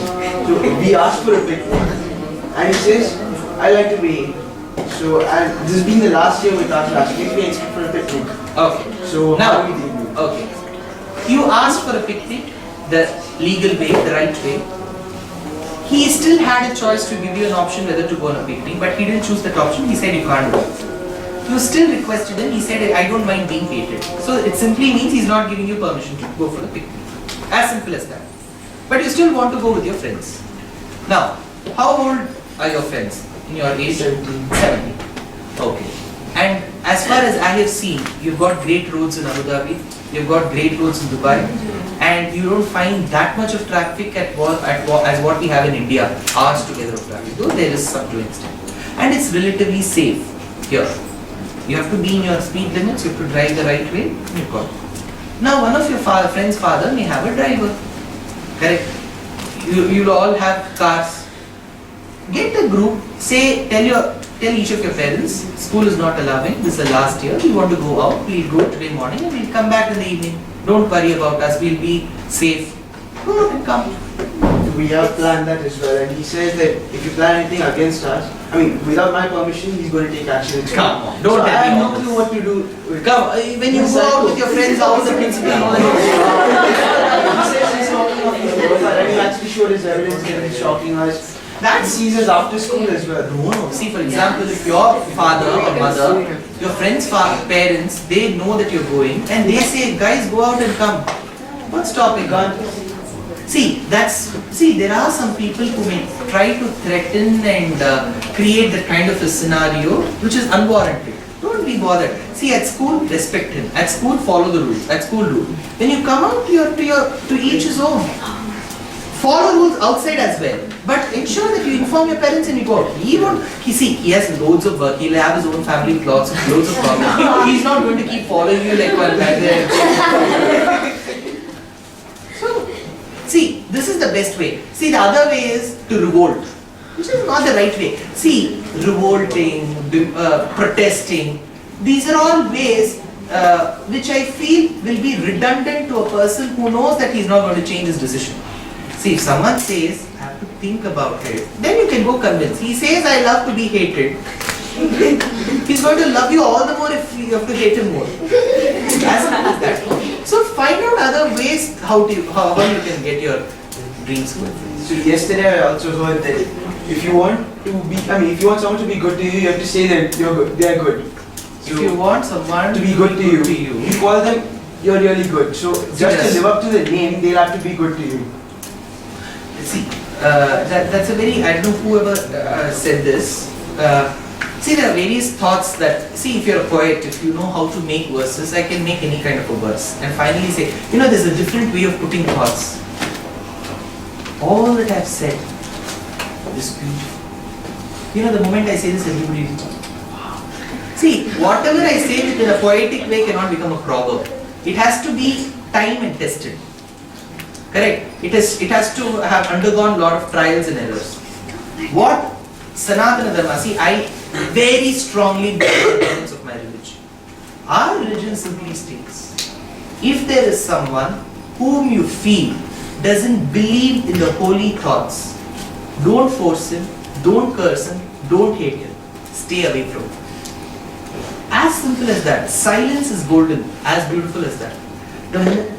The moment we start getting into an argument and a tussle with that person, how did you say that? We're all in a school, we are allowed to go, he'll get all the more finicky. Leave him. It's just a few more months, you're going to be out. You're going to find another place. And there could be a better person. So get your things done there. There are loads of things. So don't worry about that. Yeah. See, I agree with the fact that you have to respect the person, even though it's conflicting your opinions. But Conflicting my opinions. but respect the person because he is. But when I say respect, it doesn't have to genuinely be Swami Kadi. No, I get it. See, even by not having a disgust and a hatred towards that person, it's showing respect. Yeah. Yeah. But then, don't you think there is a limit to which we have to keep on, Yeah. accepting it? And See, yeah, you're right. So you're saying it should not go beyond a certain point. Yeah. See, when we say it should not go beyond a certain point, then we are trying to say there's a boundary line beyond which it should not go. Now, when the moment we say this, each one will start defining their own boundary lines. Yeah. So, my mother comes and tells me, படிச்சியா ஒரு வாட்டி கேட்கிறா. இவர் boundary line வச்சிருக்காரு, ஒரு வாட்டி கேட்டாலே போகணும். இது என்ன நீ என்கிட்ட கேள்வி கேட்க? ஒரு புண்டை இப்பதானே நான் கேட்டேன் படிச்சியா. My boundary line is only once if you ask, that itself is my somebody else says 3 times கேட்டா நான் வச்சுக்கிறேன். See, the moment we start giving relaxations to rules, that is the point where we start going down. Relaxation is not simple, respect. See, what he put forth the question was with the school principal. School principal is not going to be bothered about his welfare the moment he passes. But till you stand by yourself, and after you stand by yourself, only your parents are the one who are going to come with you. Their wishes are the one. So, at no point in time, I am saying that you should disrespect them. But what I am saying is, you can have a difference of opinion, but sort it out in a very sumugama chilva Tamil, in a very nice way. Don't get into a very abusive language and things like that, and don't use sentences like I'm independent, I want to know everything. Everybody is independent, but ultimately we are dependent. See, if your parents tell you go out, where are you going to go? Now the government will tell you that I'll give you a shelter. If you go there, I don't know whether this government gives, if you go there also you'll have problems. So ultimately saying this sentence like I'm independent, I know what to do, you're trying to cheat yourself. We are dependent, I am dependent. See, somebody brought me here. Somebody has bought me a ticket. Somebody has called me here. Somebody made tea for me today morning. Somebody has to give me lunch today. Somebody has to take me. I am dependent on everybody. If my flight doesn't fly, I am dependent on the pilot. Ultimately, we are dependent on everybody. So, the dependency can be only shown by mutual respect.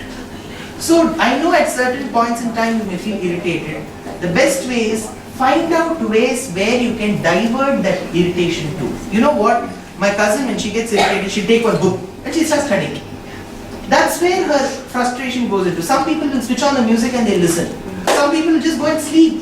You know, this Chinese philosopher said, whenever there's confusion in this world, in your family, go to your bed, close your eyes and sleep. One way is, please don't argue, அப்படி சொல்லலாம். இது கேட்காது குழந்தைன்னு வச்சுட்டா படிக்க வேண்டியதுதான். டக்குன்னு போய் படிச்சுட்டா 1 hour கழிச்சு அவளே யாராவது 2 மணி நேரத்துக்கு மேலே சண்டை போட முடியுமா? அவ்வளோதான். So the best way is to find out ways how to take your frustration out rather than saying that I want to put a boundary line. It's very tough. Then what will happen is I'll become very relaxing. கொஞ்சம் கொஞ்சமா boundary line கிட்ட கொண்டு வந்து யாராவது ஒரு கேள்வி கேட்டாலும் irritate ஆயிடுவேன். Yeah.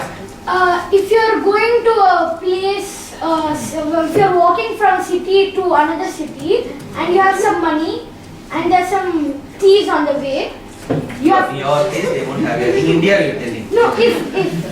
If, okay. Yeah, you have to take your money in the city you are now. How do you know what kind of person can be trusted? You have to trust yourself. No, you're gonna give the money to the other person to take care of it, but how do you know that that person can be trusted? One of the first steps is conversation. He can be acting as he is a bad person, but he can be acting as a good person. See, now your thoughts. See, for example, what you said, you want to give the money to somebody, correct? So, the moment you have thought that you have to give money to somebody, you don't have to do that. You want to give money to somebody, the first thing that you should set in your mind is, the person to whom I am going to give money should be a good person. Tamil தெரியுமா? So, Tamil அவன் நல்லவனா இருக்கணும் அப்படின்னு நினைக்கிறேன். ஆனா அத நினைக்கிறதுக்கு முன்னாடி நீ என்ன பண்ணிட்ட? If he is a bad person அப்படி நினைக்க ஆரம்பிச்ச. Why should you think if he is a bad person? இல்ல அப்படி இருந்தா என்ன பண்ணுவீங்க? அப்படி இருந்தா first அப்படி இருக்காது நினைச்சுக்கோங்க. Yeah, நினைச்சிட்டியா இருக்காது. What did I tell about Paulo Coelho? The moment you think that you will need a good person, you will need only a good person. The moment you think I will give money to some person, but if he is a bad person, na avan enna mari vanduva bad person ah varuvan. Good person onna mari varanona nee nenikadum good person ah varuvan. Okay, first your thought positive, he will be a good person nenikadum. You have to trust. For example, you go to a doctor, and that doctor you've never met in your life. He has to give you an injection. Suppose if he injects and kills me. அதுக்காக சின்ன வயசுல இருந்து பிறந்ததுல இருந்து அந்த டாக்டரோட பழகிட்டு இருக்க முடியுமா? Doctor, I have not been a friend with you. I will first move with you. After 2 years, I will come and take you.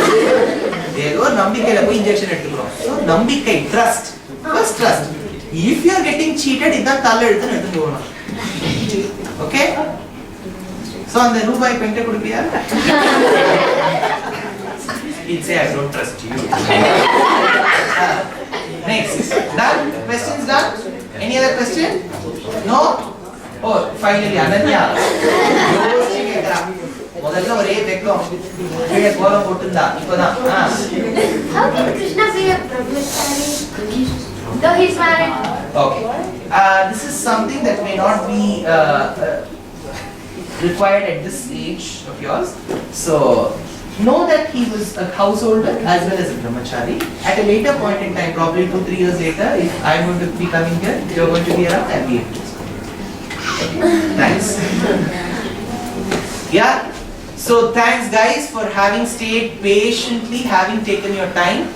I know there are so many other things that you could have all done, but I still appreciate your friendship. It's all friends. We are all friends. So don't call me Anna, Uncle, Mama. Tata, call me Dushyant. I'm so happy. I didn't know most of your names. See, it becomes a very tough process if I keep asking Priya, Srividya, Vatsala, Ragini. See, I will not be able to remember your names. I need at least 2-3 sessions to remember the names. But I'm sure all of you will be having good names. So, to all those people who have come with good names here, thanks for having come and spared your precious time to help me interact with you all. So, thanks a lot. And who is the Prime Minister of India? He belongs to which state? What eating thing comes to your mind when tea? Tea. He was a tea. You're going to get Dhokla. Okay?